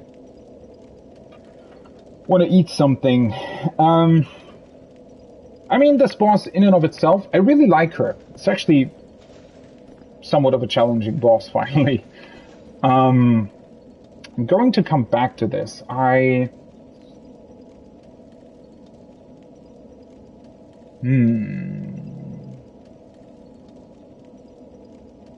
mean, I could either take... Yeah, but this is... Nah, that would be kind of scuffed. I think I'm just going to reattempt it a bit later on. I don't really know if today or... Well, since Elden Ring releases... that's a bit unfortunate. I think I'm going to do this later today. Yeah, I definitely want to play some more Dark Souls 2. It's always like... If you encounter a situation like this, right, you just want to continue. And it's really, really fun to do it as well. So, I don't know when I'll be live again, maybe in about 2 hours, hopefully, something like that. And then I'm going to go for a little bit more Dark Souls 2. Maybe a shorter stream. I mean, I have only been streaming for 4 hours right now, but yeah. I think that's what I'm going to do.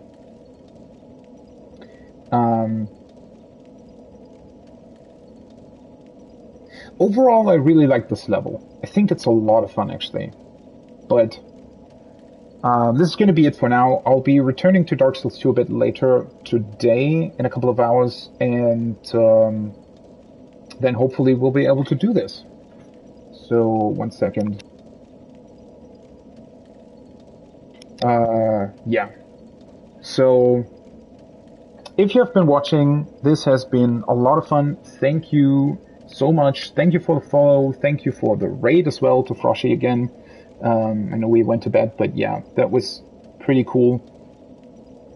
I hope you had a lot of fun, and I hope you have a great rest of your day, evening, morning, wherever you are. And maybe I'll see you on the next one. And now I'm actually grabbing my lunch. So until then, have a good one. Bye-bye.